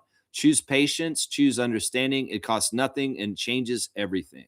So that's cool. I like that message from Chris Boucher, especially with what's going on with him right now, being in limbo. There's a Bills t-shirt giveaway. Oh my gosh. They made a Raptors mashup Bills shirt, and it's got the Raptor wearing a football uniform and a football in his hand. Wow, they really are doing the cross promotion heavy. Rogers now. Let's see. Is there anything else in the Instagram that I want to put on? Quincy Guerrier has been re-signed to the Montreal Alliance for next season in the CBL. So Quincy will stick with the Alliance in the CBL this year. And that's our Raptors 905, Quincy Guerrier. All right, there's your Instagram stories for today right there. Any breaking news in Raptors world? Let me just see. Let me just see if there's any breaking news in Raptors world. I don't see any, so there isn't there. Guys, take care of your fantasy teams. If you have a Yahoo fantasy team in our NBA fantasy league, make sure you're taking care of your team. There's no birthday today, so let's go ahead and do the classic card, and we'll get done in 2.5 hours. All right, let's see. Who do I get today? All right, this is a throwback. We'll do this one. This one's tough. We'll see how you guys do. This is a classic one. This one's pretty old. All right, here we go. Classic card of the day. Do you know who this player is? This is a tough one. We'll see if the old school classic card people can get it. This is a tough player. He's on the side. His hairstyle might give it away if you could figure it out. Yeah. Lex on the edge today. I don't know if I'm on the edge. I'm just like, in some ways, I want to tighten up the stream. If we've already gone over certain stuff, I don't want to keep going over and over again. Like, I feel like that's one of the biggest problems on my channel is there's too much repetition. And if we talk about a subject, and we kind of already went over like glazing the Pistons and kind of saying what's wrong with the Raptors. And in some ways, it's like some of it's useful, you know. Rui Hashimura, that's actually a good guess, but it isn't. Purvis Ellison's right. Purvis Ellison is right. Smooth's got it today. Reggie's got it. Yeah, this is he was like one of the top picks in the draft, Purvis, wasn't he? He's pick number 1, guys, in Louisville, out of Louisville. Yeah, Purvis Ellison. That is the card of the day. That's pretty tough, honestly. Slug DZ thought it was Larry Stewart. That's another interesting old name I haven't seen in a while. Yeah, it's Purvis. And we're going to give Smooth we're going to give him 200 for it because it's kind of a tough one, honestly. And Smooth Brown Man has not gotten a classic card in a little bit. So we're going to go ahead and give him 200 for Purvis Ellison. Because this is old. This is very old. This is like, what, 89 or something like that? 92, 93. Yeah, that's pretty old. Yeah, Never Nervous Purvis. That was what his nickname was. Never Nervous Purvis. It's crazy, man. Crazy. All right, let's get done. All right, y'all. Thanks for watching the Raptor Freak stream. I'll be back tomorrow. I guess I'm doing a Friday freak out because there's no game other than the Raptors 905 tonight. I'll react to the Raptors 905 game. And we'll do like a Friday freak out for the All-Star weekend, I guess, and freaking out about how great it is that we have so much representation and stuff. Yeah, it's tough loss to the Pistons last night. The Raptors got to learn the levels of the league, and this is another level that the Pistons are on. My stars of the game once again were Yak, Emmanuel, and RJ. Those were my 3 stars of the game from the loss last night. All right, thanks for watching. I hope everybody has a great afternoon. I appreciate everybody calling in today. I appreciate Infamous and Seymour and Stargate for calling into the show. And I hope everybody has just a fantastic day. Raptorize your day and go out with love in your heart and show love and let's be good citizens, good neighbors, and good community people. And that is going to save the world. That is it right there, guys. We got to have empathy and we got to look out for each other, especially the people that need more help looking out for, like older people and people that are vulnerable. So we should be looking out for everybody. And, if you're going to be on the dark side, well, you're going to get your just desserts in the end, because I do believe God above is keeping score, and things will get figured out at one point, at one time. And just desserts will be doled out at some point. Trust me. All right. I love you guys. I hope you guys have a fantastic Thursday, and I'll see you at 9:30 a.m. Friday morning. Let's go to the All-Star game, Raptors. All-Star weekend. Let's go. It's coming up tomorrow. Glow